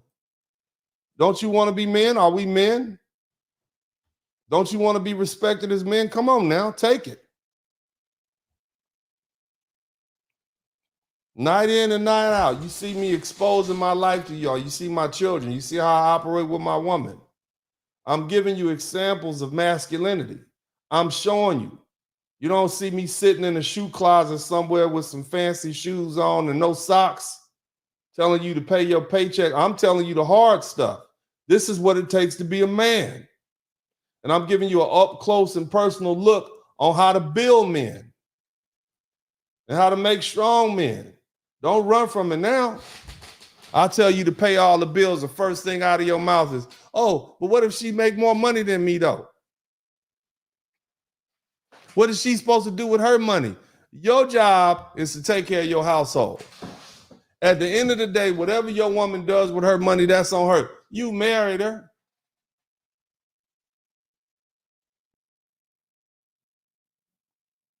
Don't get married if you don't want to take care of a woman as a family. I'm just saying, fam. I mean, and you could get married, but don't expect to have a traditional household. You can't call the shots and tell your woman, look, I want breakfast, lunch, and dinner, and it better be cooked at that time or the other. You can't call the shots if you're not paying the cost to be the boss. That's what I'm trying to tell you, brothers. You can get married, but don't expect a traditional family relationship. That's what I'm telling you. I am a traditional family man. That's me, traditional, all the way. One man, one woman. I don't want a whole bunch of poly. I don't want all that. I don't want none of that. I don't want multiple wives. I don't want none of that. Traditional family man, traditional breadwinner, traditional American male. That's what I am. I'm a leader of my household. Keep it real simple. Pay all the bills. I don't have to hear shit. I don't want to hear a damn thing. When I say shut the fuck up, everybody shut the fuck up. I'm done. If you don't like it, you can get out. And anything less is delusional. And worse is a betrayal of your role as a man. You're not fooling yourself. You got your woman paying half the bills. You got her managing the house. You see, look, man, you setting her up to fail. You're forcing her to carry weight because of your cowardice. And let's be perfectly clear. Whoever that young cat was, he isn't interested in what it truly means to be a man. He's more concerned with looking good in front of women and offering them feel-good, superficial narratives that might win him some applause and get him some clicks and likes. But that's never going to build a strong, enduring household. Don't be that guy. Don't fall into that trap of thinking that giving up control equates to trust. It doesn't. Real men don't hand over the reins of their lives to someone else. They take control. They make hard choices. They ensure that their household runs according to their vision, and anybody that don't like it can leave.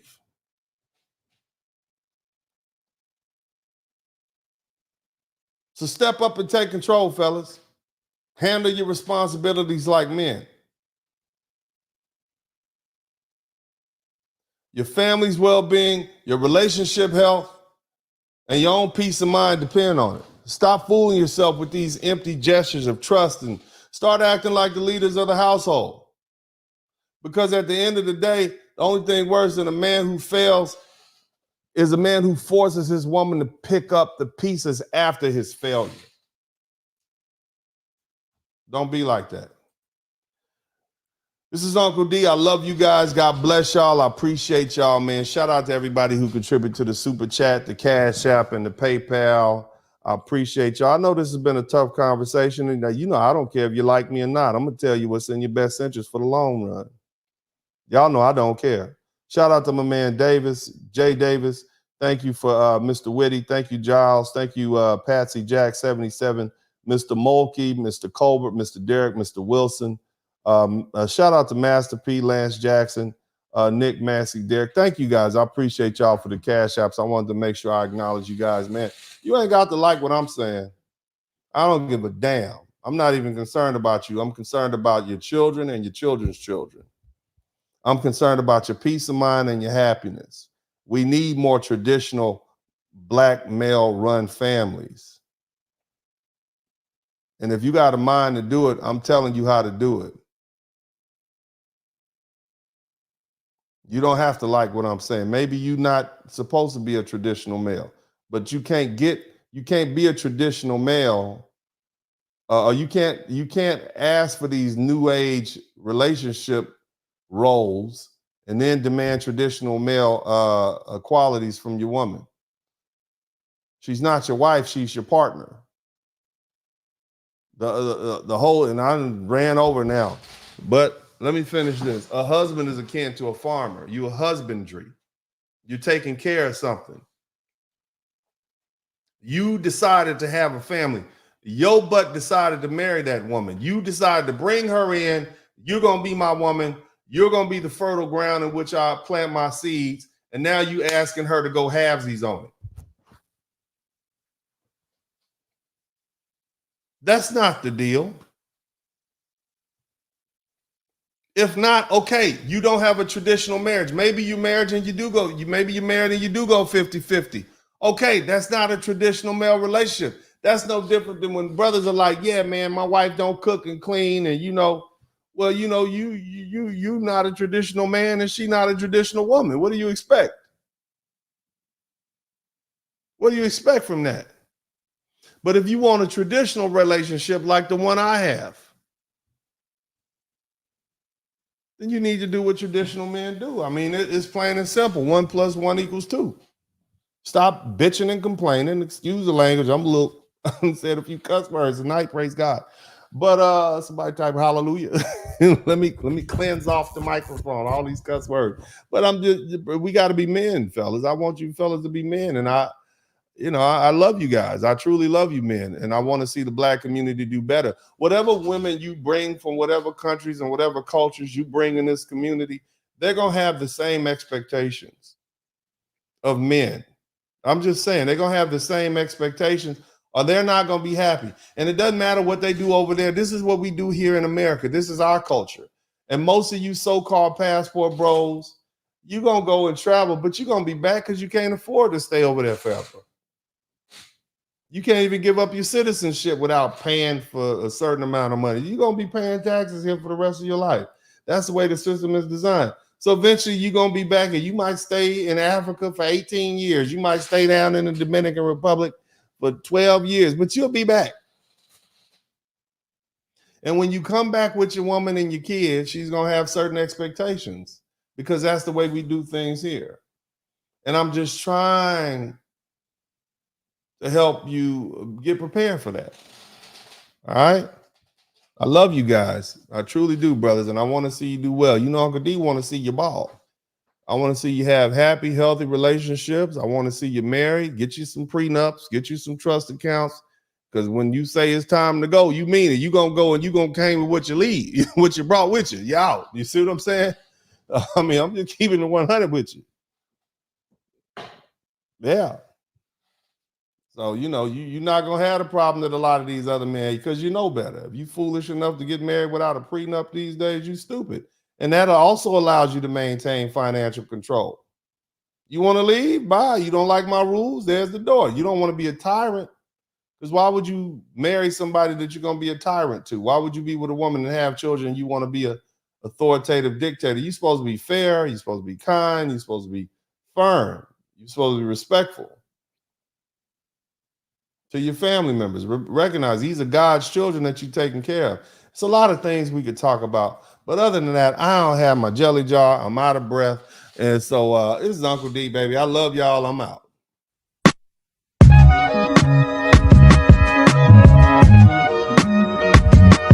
Dennis Burley Podcast. Hit the like button, subscribe.